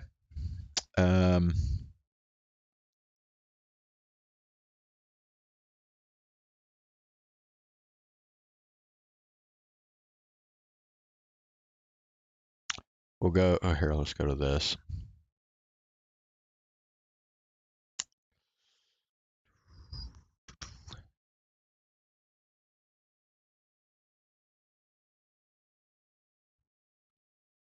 Okay. All right, so what's the deal here? What is this?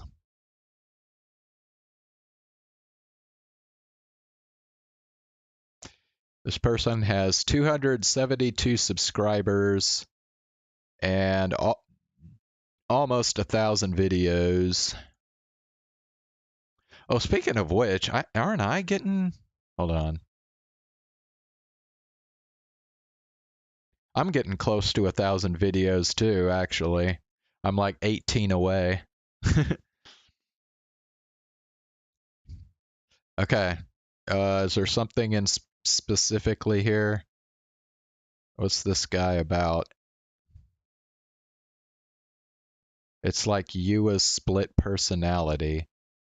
So you want this one right here?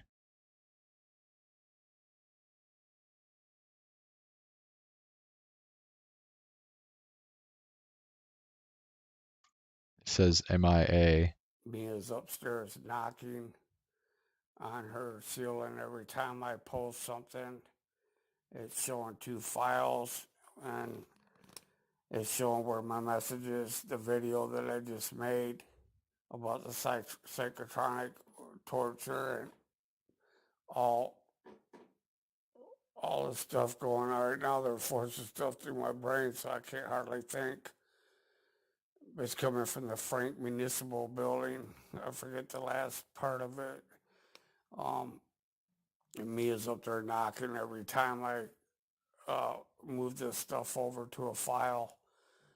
Every time I move it, she knocks like that on the ceiling right above me.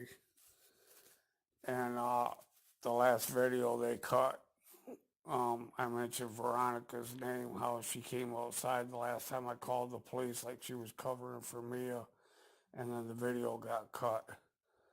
So I'm going to cut this now, try to save it.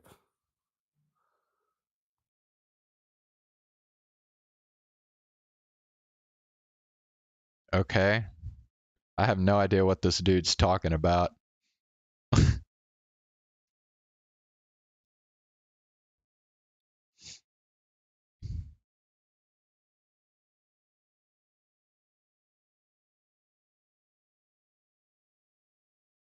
I don't know what this is, Zane. You have to ask Ox. I have no idea what this guy's even talking about.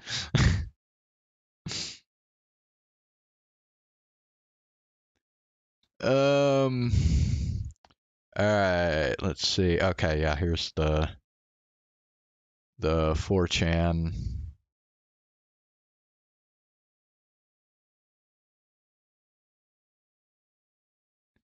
Just sort by popular.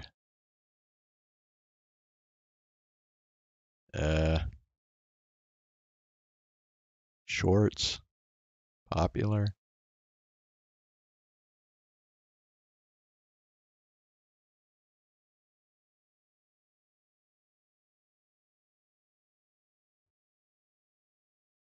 I mean, his most popular video is like 1.3 thousand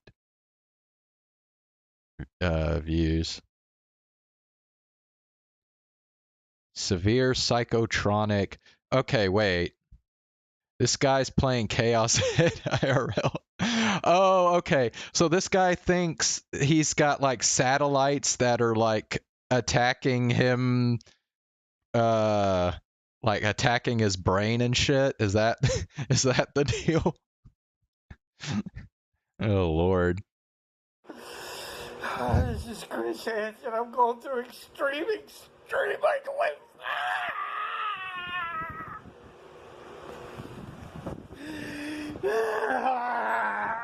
20.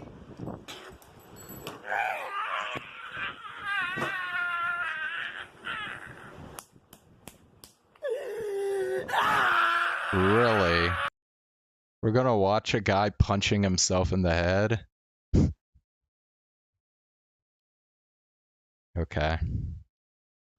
I don't think we're gonna put self-mutilation on here. Kind of reminds me of, dude, have you heard of, there's another like real famous lolcow that I found out about just kind of recently. Daniel Larson, have you heard about him? Zane's like, what the fuck?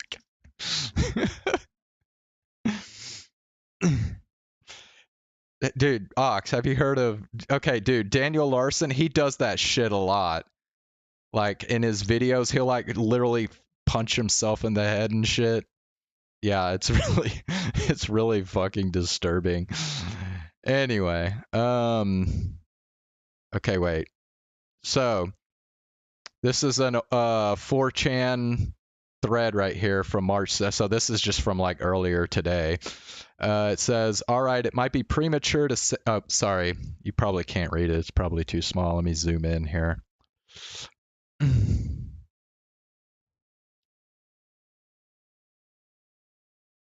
He's super mainstream. Well, dude, I mean, yeah, he's a good cow because he has tons of fucking content. Like there are so many videos of him just doing like random shit out and about just on the streets and everything. It's like, and it's just, like the crazy thing about Daniel Larson is it's almost like a daily fucking thing with him. Like seriously, it's like almost every day there's some new fucking drama or some shit he gets into. It's like crazy. And like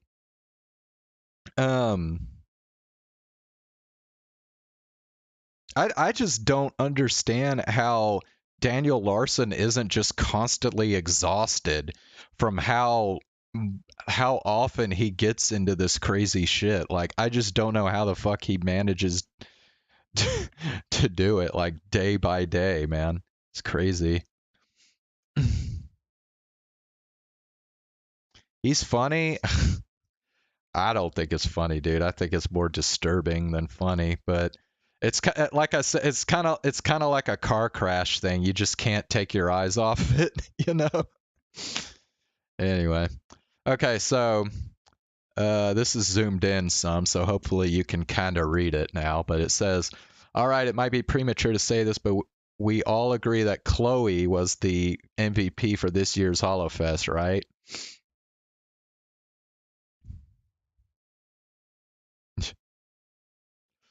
This person put any answers else than the MVP is Myoshi is made by false flagging. Not going to say that word. Wrong. I'd love to have an informed opinion about this, actually.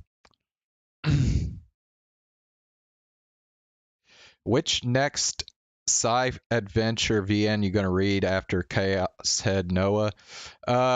Chaos Child. And it's going to be right after because I've already got Chaos Child bought on my Steam library. So, yeah, right after Chaos Head, we're going to go straight into Chaos Child. So, yeah, no, not even.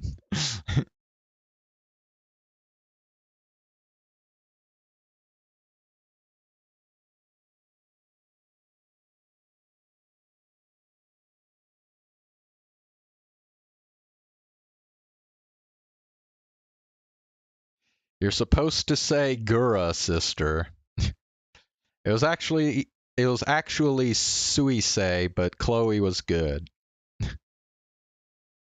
She's my penis's Oshi. I'll bite your bait since you are a hollow anon, and I seriously answer your question. The MVP was day 1, Nene, day 2, Suit Yan. What? Who the fuck is Suit Yan? Chloe is still a knave? What? What is that supposed to mean? It was Sui-chan because cover wanted it that way. OP, Chloe, MVP, hardly. She was great, but consider pick related. And the pick is of Kiara.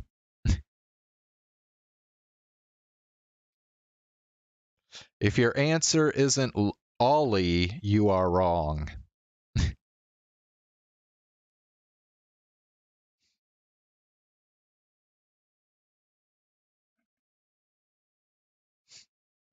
Wait, what is this? Seed Nijikek? Buy an ad? Okay. Segura.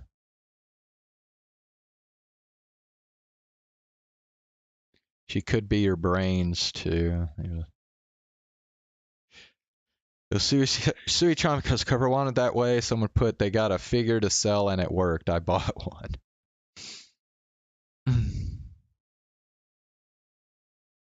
Oh. Wait, that's the whole thread? Oh shit. Usually these threads are like fucking like 300 replies. But anyway. What is Chaos Child in relation to Chaos Head? I mean, I think it's... Well, actually, I think it's a prequel. Isn't it FC? I think it's a prequel. Pretty sure. Here, I can look it up real quick here. VNDB.org.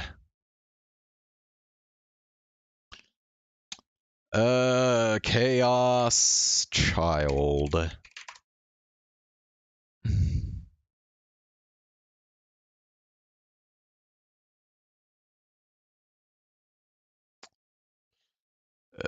Right. Prequel to Chaos Head Noah. There you go. So it's a prequel.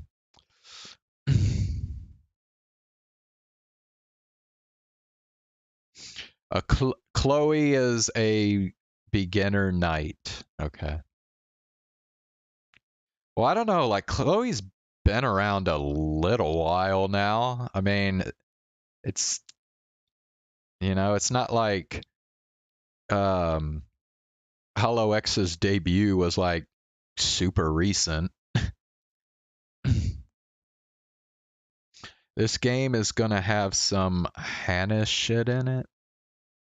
What? Chaos lollies. What the fuck? Yeah, I don't know. Like, obviously, none of the characters you see here in this picture are the characters from Chaos Head, so I think it's supposed to be, it's gonna have like all new characters, I think.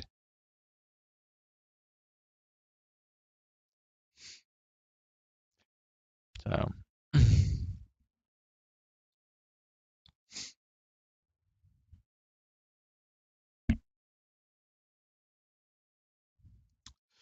Okay, let me see if I have any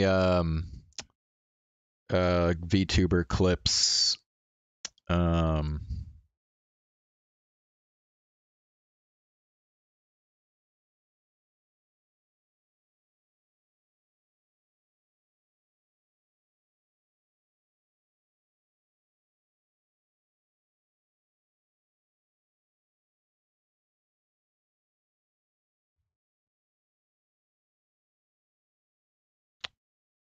Oh, never mind. I can't remember if I've even saved any since the last time we watched.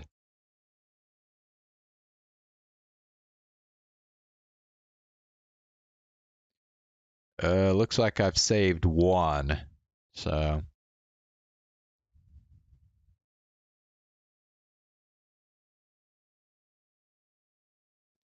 All right, we got one clip here I saved. Murphy's Kitchen, the limit. Oh. Recently, the fuck?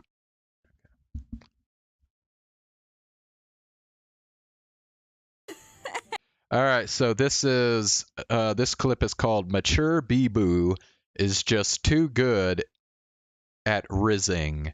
So this is a clip from Kiara's White Day stream where she got a few of the other Hollow Live members to try and riz her, and then she picked a winner.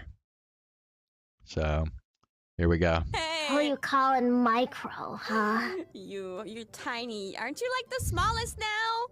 Well, being small doesn't mean the entirety of me is small. I may be small, but I have a big heart. Oh, you do sound and very different. My heart is looking at you today.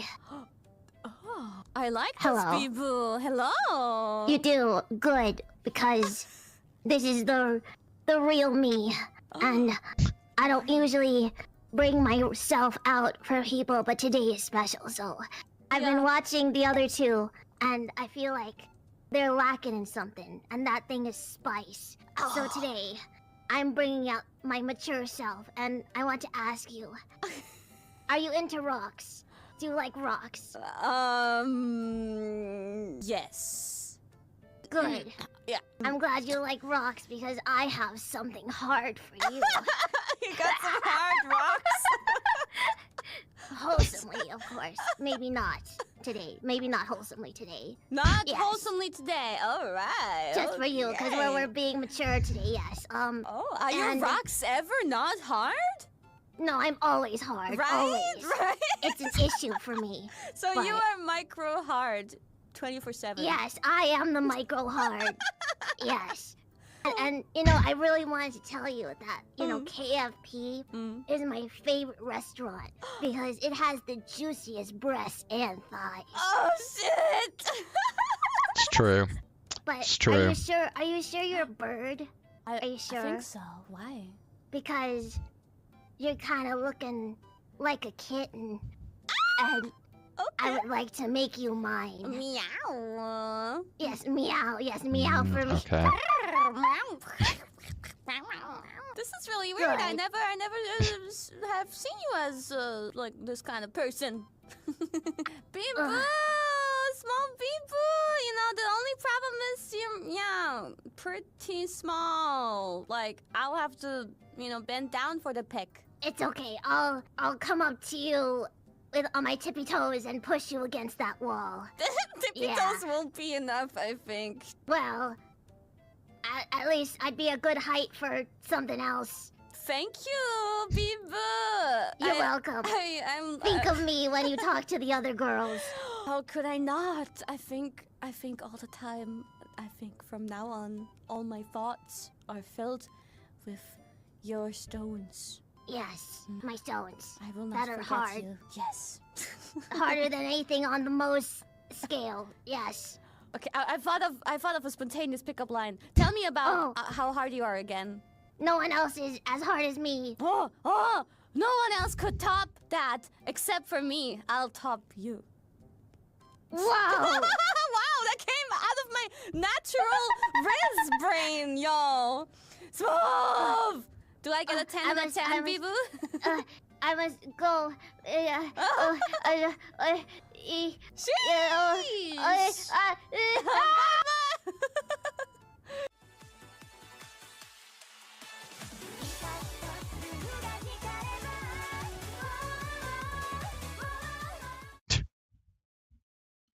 God, that was that was like listening to like 12 or 13-year-olds trying to go to like one of those like 18 plus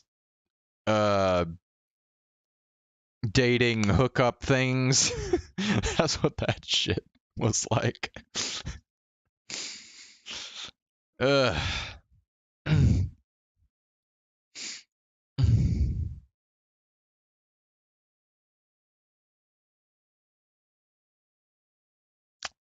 There should be, I thought I saw another thing in my, oh, maybe it was this. Overseas. Okay, here we go.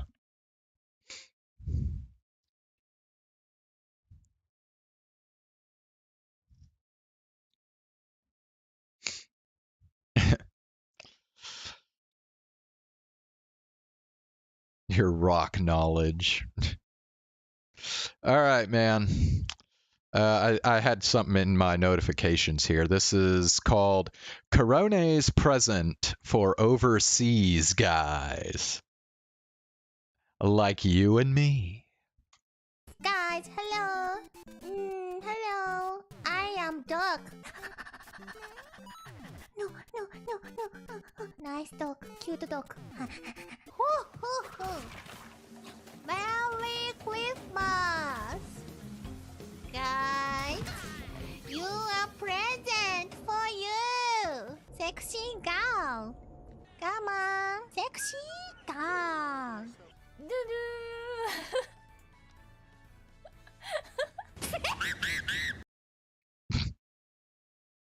Okay.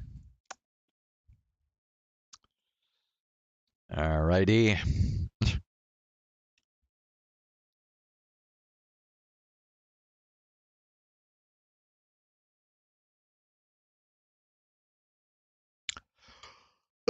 I speak as. Oh, no, we're gonna do that.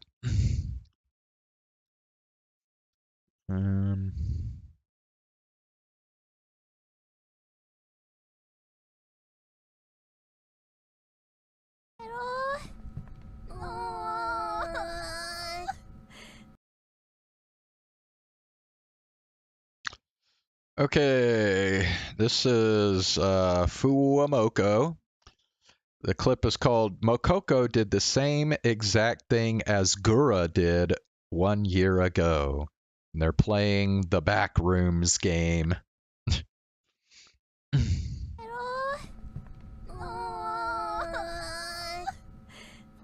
a paper doll. I don't need it. It's dark in there. Let's close the door. No, let's not close the door, Moko-chan. Space Bird turns out the flashlight. Oh, let's try that.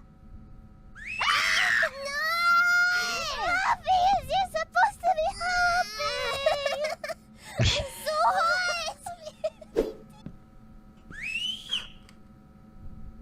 Which one of you said I could press spacebar? Whichever one you said that. Fuck you!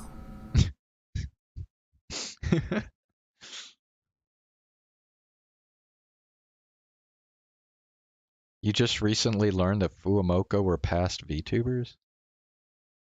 Wait. Zane, I thought we discussed this, like, shortly after Fuumoco debuted, didn't we? Didn't we talk about how they used to be that what is it? The Go-Go Nippon VTubers or whatever? Yeah, they were like these two indie VTubers that mostly just talked about like what life is like in Japan and stuff. Yeah, I've known that like ever since like shortly after they debuted.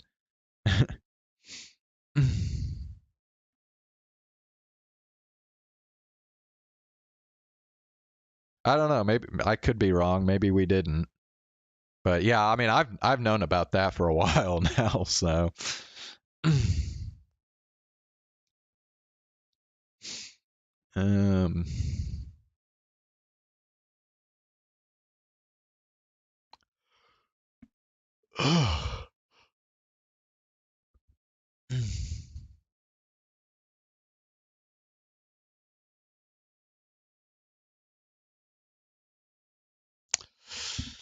well, yeah, I don't have anything else really to watch, so I guess either Zane, you can either recommend some more clips for me to watch, or I guess we could go back to and do a little more Chaos Head, I guess. Whichever you would like to do. There's a Muna Rising Kiara clip. Okay. I'll try and find it. Muna Kiara.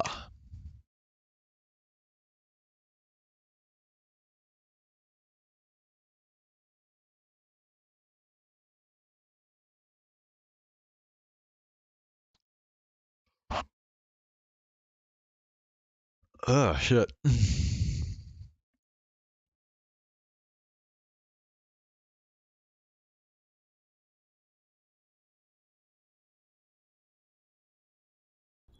If you've been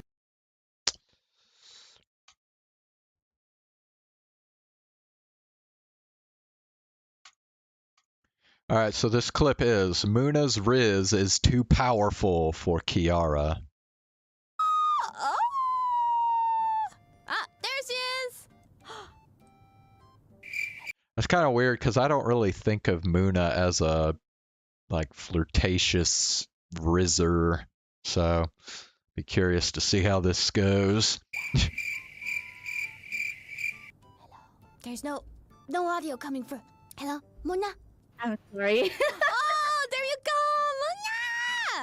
go, Muna! I'm sorry, I'm so nervous. It's okay. Because I can't take it. I'm just so nervous to meet the most perfect person that God ever made in this world. So, I'm sorry. So do you have the time? I have all the time in the world because I don't ever die. Poker thank face God. Riz. I'm so Yep. sorry. I suddenly come and Well, call that's you. the thing about that's the thing about Muna. She always looks like this. That's just her thing. So I just want to remember the exact minute I got a crush on you. Oh, that's where you were going. I ruined your attempts in flirting. Sorry. I mean, You know, I saw you right now in the bed.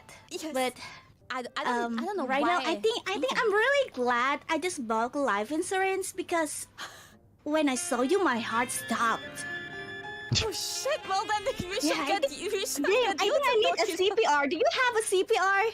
Yeah, I think you just took my breath away with your beauty. Yo, the hospital bed next to me is empty, so you can take that one. We'll call a nurse. They have to fix both of our hearts. I mean, why do I need to lay down on a bed next to you when I can lay down in the same bed with you? Oh, okay.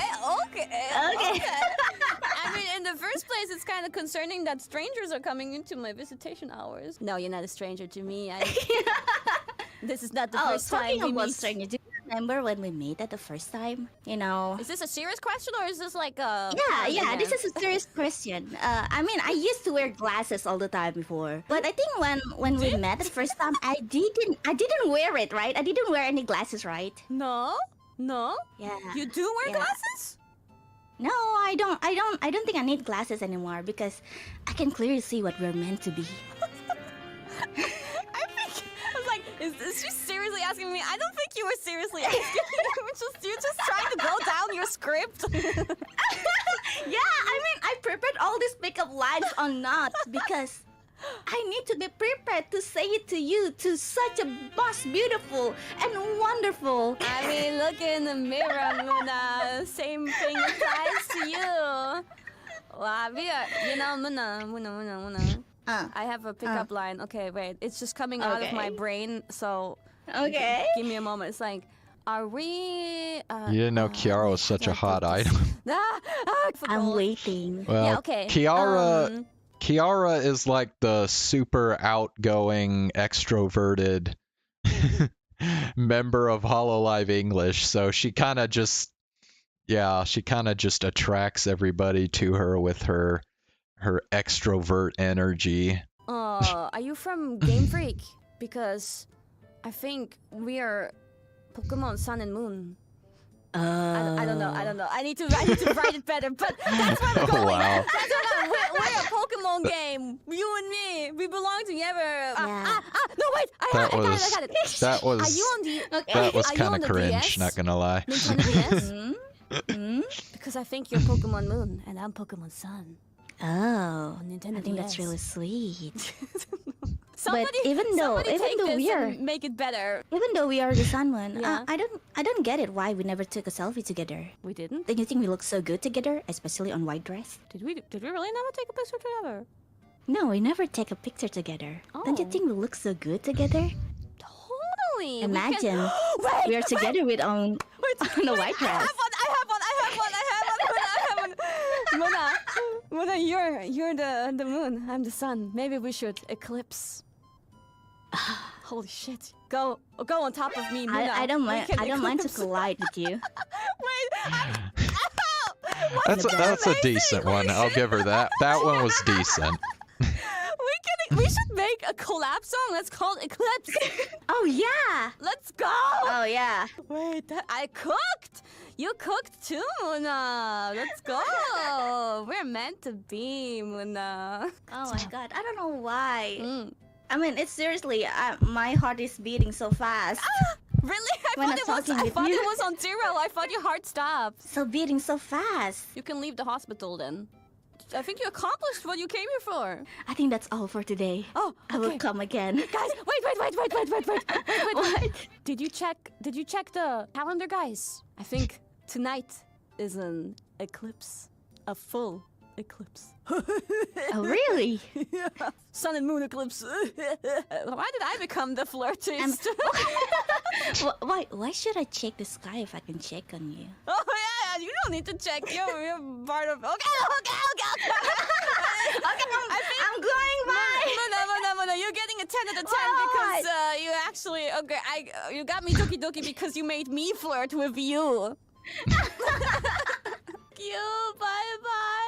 Oh my god, that was amazing. Okay, with a close second place for the Heart Challenger, Bibu, but the number 1 Heart Challenger was Muna Hoshinova from ID.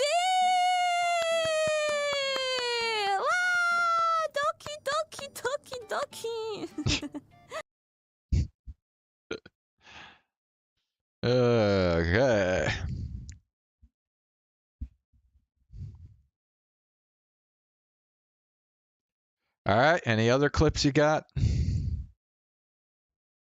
How many others were there? I think, what, 2 or 3? I think there was Mori. Wasn't Mori on there? And that one weird girl from Device or whatever. What's her name? She's kind of like a tomboy. She like dresses up in like a suit and shit.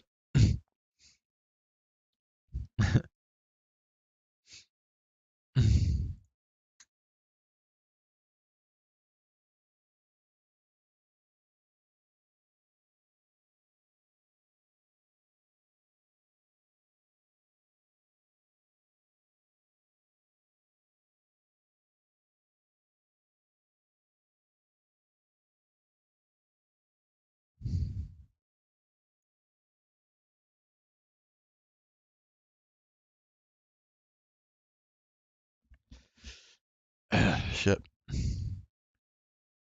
Dermot Mofat?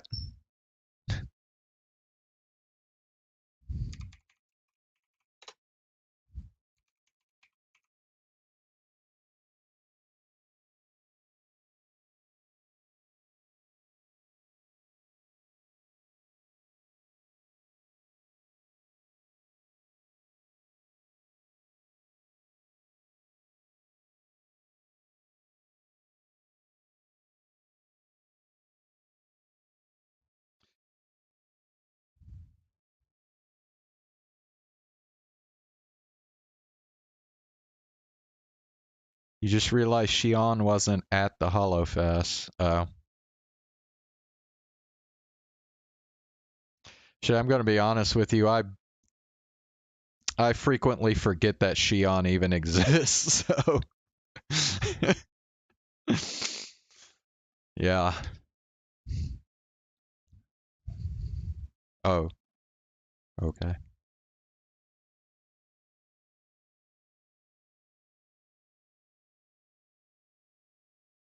Who the fuck is this dude? He's got like teeth missing and shit.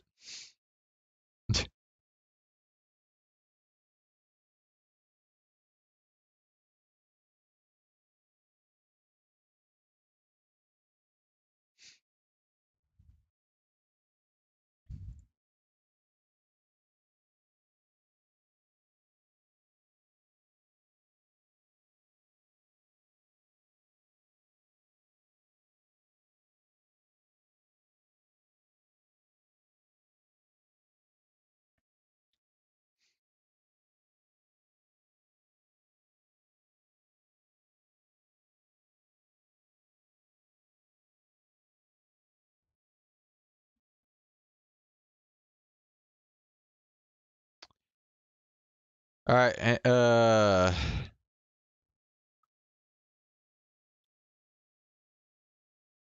Is that it from you, Zane? No more clips?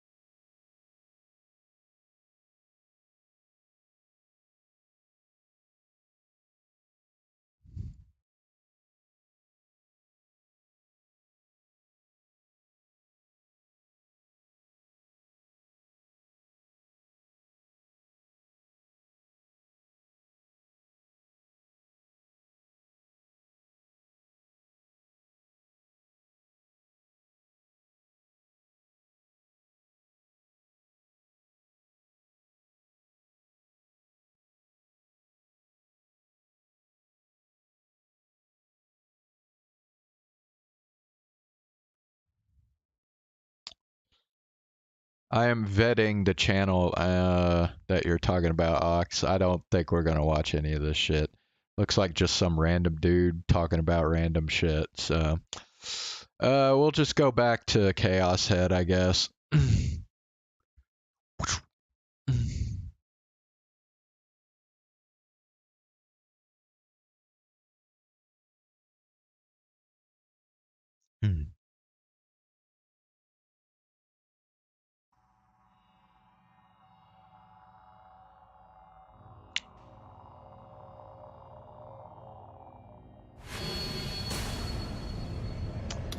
Continue.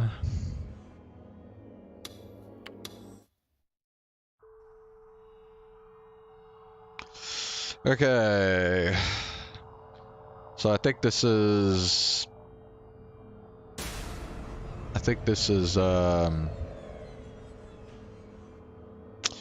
being told from Remi's perspective right now, so she'd heard the sound too. At first, it was a whooshing sound, like something slicing through the air. She had also seen the strange man who held the bag that made that sound. She'd chased him, but he'd gotten away.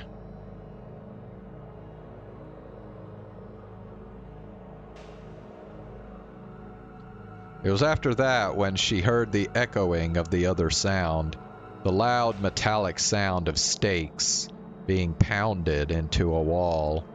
She could still hear the whooshing sound a little. The two sounds seemed to resonate, making her ears hurt.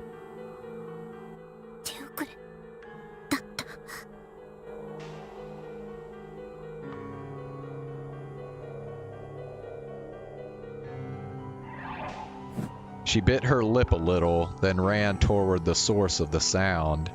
What she saw there was a corpse staked to the wall in the shape of a cross. She panicked and looked around. In all honesty, she didn't care whether the victim on the wall was alive or dead. Of course, if they could be saved, that would be for the best. But it wasn't her highest priority.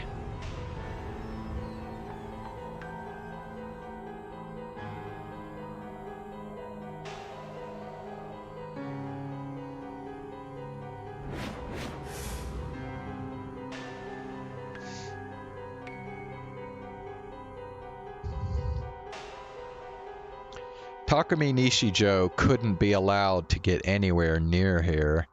She had to keep him from feeling afraid. Where was he? She looked back at the body.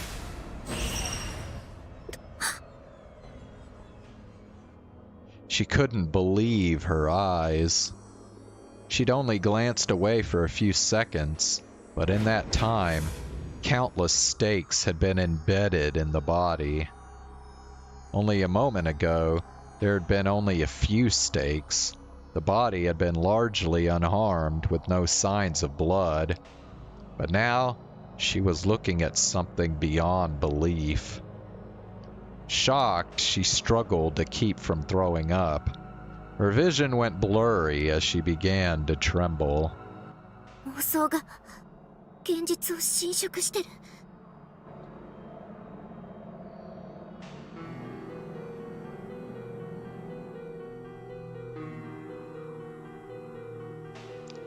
She realized that other things had changed too.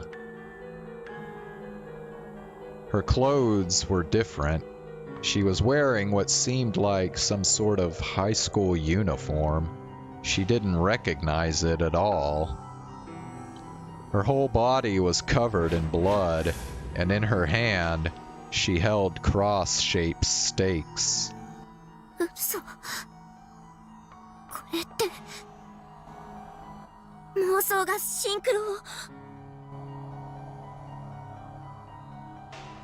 Someone else's delusions were affecting what she saw. The brutal murder in front of her, her clothes, the brilliant red blood. Were these real?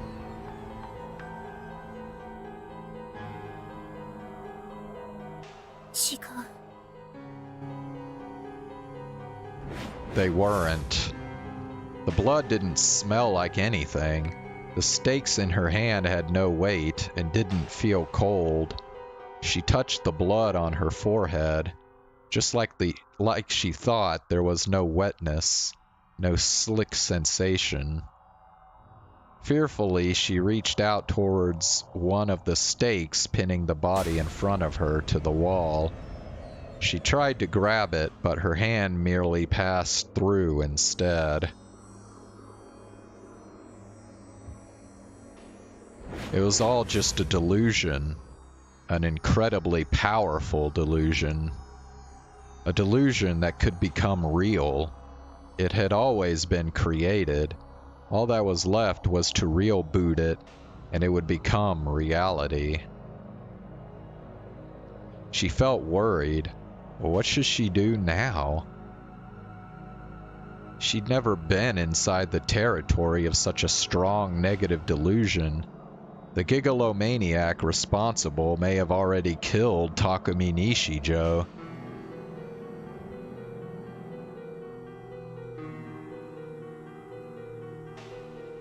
The body in front of her could transform into him at any moment. She let out a soft, panicked cry, and then... あの時の将軍のリンク写真 She heard the voice of a frightened boy behind her.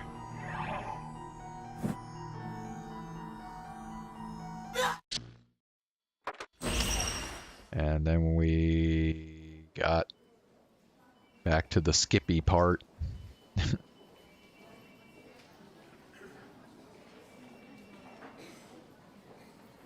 Okay.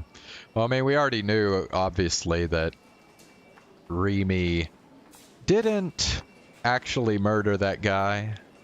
But, yeah, that deal right there sent Takumi into a major frenzy for like half of the damn visual novel. So, yeah, there you go.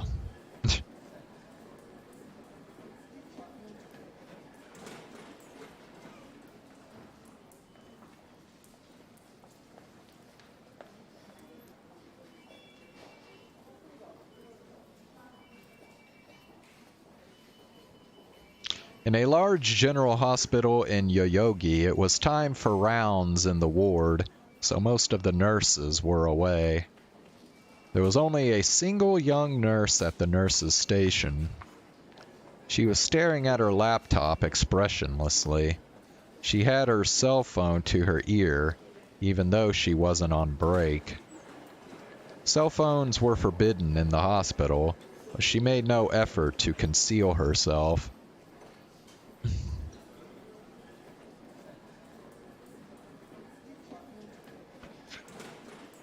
Her emotionless eyes were staring at a chat log on her laptop screen. ええ、そう。現れたのよ、西條匠が。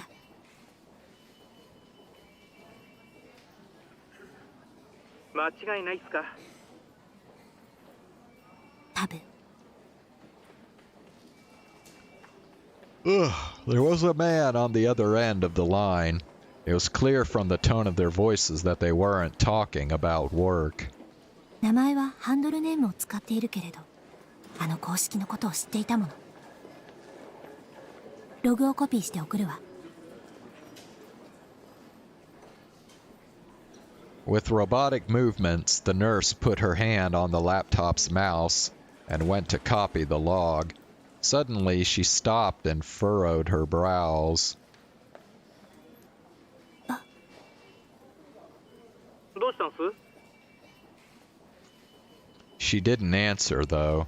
Instead, she squinted as she looked more closely at the monitor. The LCD screen still displayed a chat log, but something was different than it had been just a few seconds ago. There was no way it could change. This was a log, not a real chat. But a moment ago, there was nothing unusual about it at all. And now she could clearly sense that something was wrong. ログの書き込み時間が変わってる。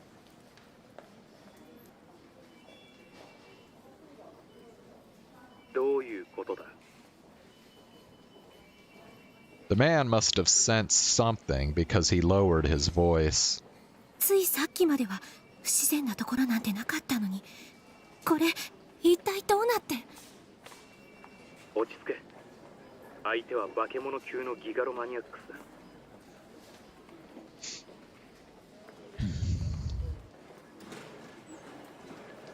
細工されたのかしら。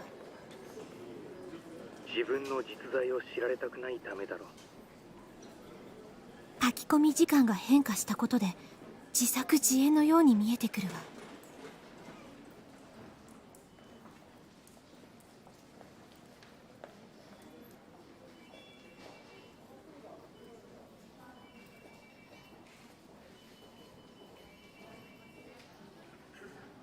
そう見えるならそれが狙いってことだ。現実を妄想にした。気をつけろシノ。見られているぞ奴に。 The nurse, Shino, felt a tickle at the nape of her neck. She covered her neck with her hands and glanced behind her, but there was no one else at the nurse's station. 信仰の救いあれ。 She offered up the prayer of her faith, as if to ward off her terror.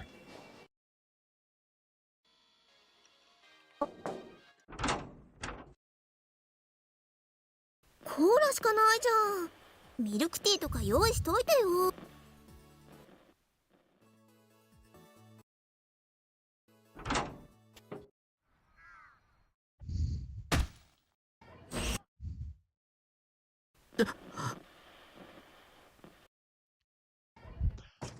Oh man.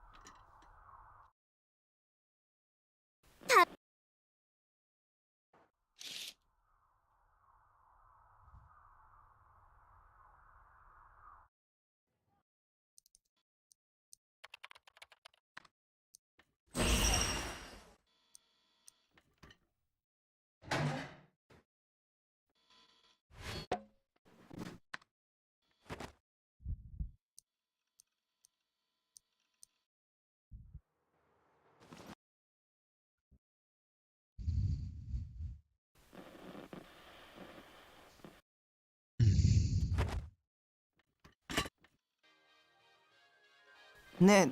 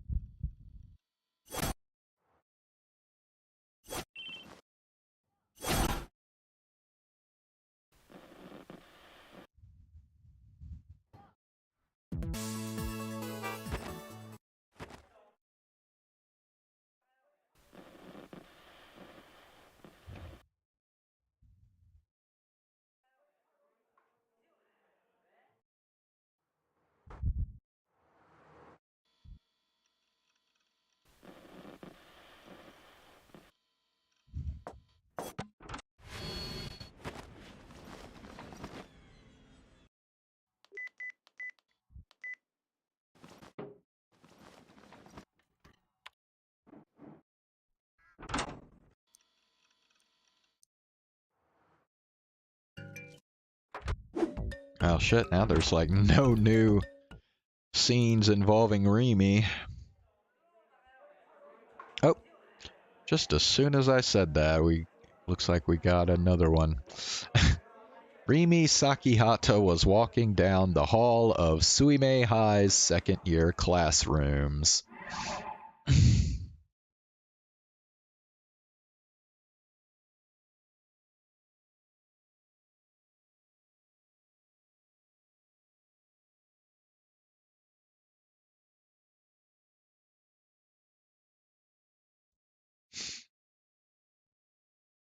Yeah.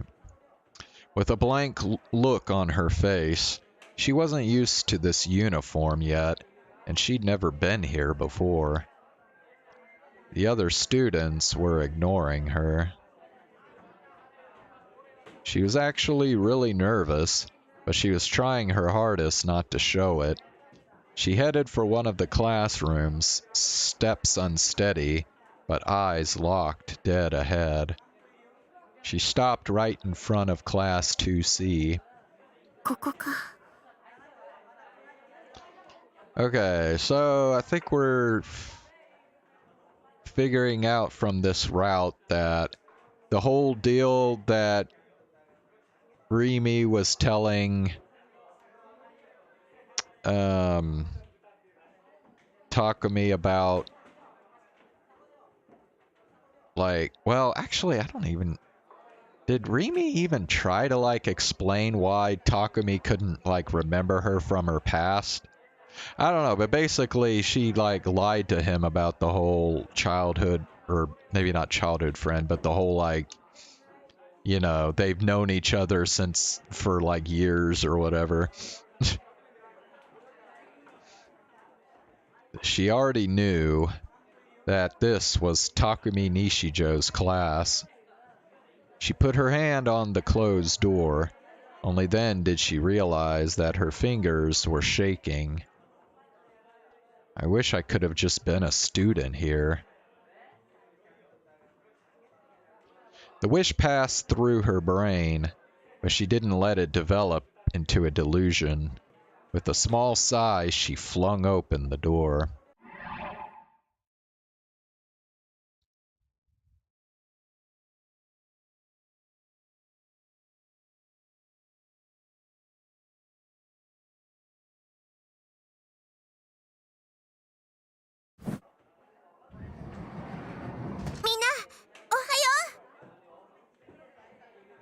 Her blank expression was gone, as if it had never existed. She was loud and cheerful enough to startle the rest of the class. She put her right hand up to her forehead in something like a salute. So she's just LARPing as student, apparently. And greeted the rest of the class. The class fell dead silent.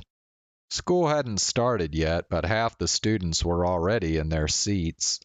They all looked at her, suspicious and confused.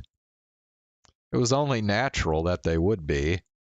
Nobody in this class, no, this entire school, knew that Remy even existed. That's why she needed to ensure she had everybody's attention. Her D sword was in her hand, but nobody reacted. The blade, with its strange metallic wings, was still in the delusion stage, and nobody could see it. For now, that was enough. Her mind wove a delusion. Her feelings were unleashed in the eyes of everyone looking at her. They all blinked in unison. And the air in the room, which had frozen with Remy's far too cheerful greeting, suddenly relaxed. Remy smiled at the classroom once more. Ohayo, Sakihata. Ose. Nini, 朝っぱらから声大きすぎ. Okay. So apparently she didn't just lie to Takumi, she lied to like fucking everybody at this school. She like tricked him into thinking they like knew her just with her delusions. もっと静かに入ってこいよな。 They all spoke to her as if they'd known her for a long time. A few seconds ago, the class hadn't known her at all, but that had just changed. Rimi's delusion was transmitted to their minds, creating a shared awareness. The entire class became aware of the fact that Rimi Sakihata was a classmate of theirs in Class 2C at Suime Academy.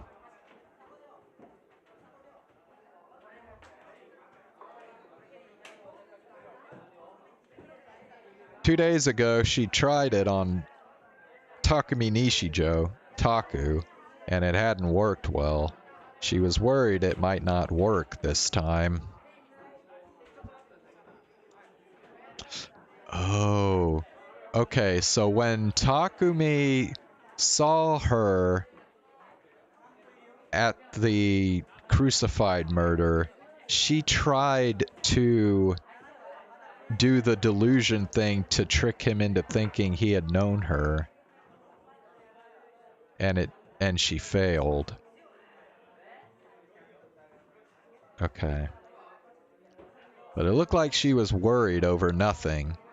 Her classmates all smiled at her, and she breathed a sigh of relief. She dissolved her D-sword and headed for a desk in the back where nobody was sitting. This desk was also something she'd created from her delusions.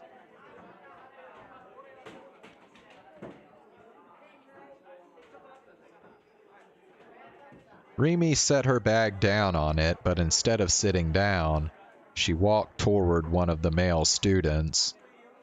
Yo, Rimi. Yo, Misumi Daisuke. Misumi Daisuke. Misumi Daisuke! Wait.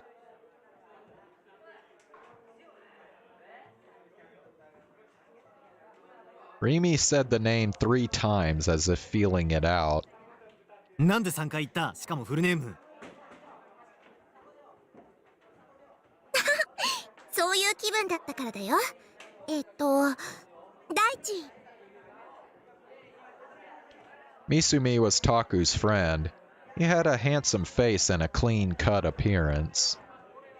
Rimi had no idea how he'd come to be friends with Taku. It was possible that their relationship was fake, kept intact only by one of Takumi's delusions. Or maybe Misumi had just taken a liking to him. It didn't matter which. What mattered was that he was Taku's friend and that Rimi's own delusions had created new memories within him. タクは？まだ来てねえな。っていうか、今日はあいつ来る日か？多分ね。さすがタクの保護者だな。あいつのスケジュールをちゃんと把握してるなんてよ。Wait, she also convinced them that she is Taku's guardian? Okay. Rimi couldn't help but chuckle. She felt guilty. She was changing people's memories with her delusions, and nobody but her knew that something had changed. Everybody was friendly and nice to her, but the relationships were all lies. She thought she was used to loneliness, but being in that classroom made her feel more alone than she'd ever been in her life.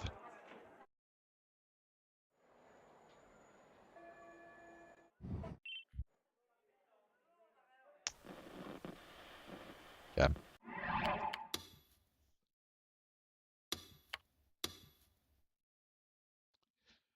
All right, that is gonna be it for tonight.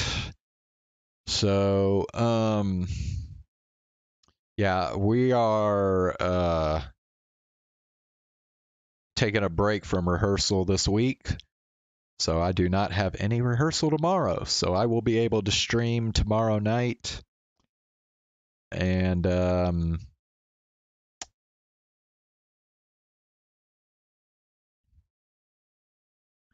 yeah, we'll just do Genshin Impact again. Zane, if you're here tomorrow, we'll do another ending of the Lynette Hangout event. If not, then we'll just continue the Chiori story route, or story quest. Sorry. And then we'll flip over and do some more Chaos Head. So,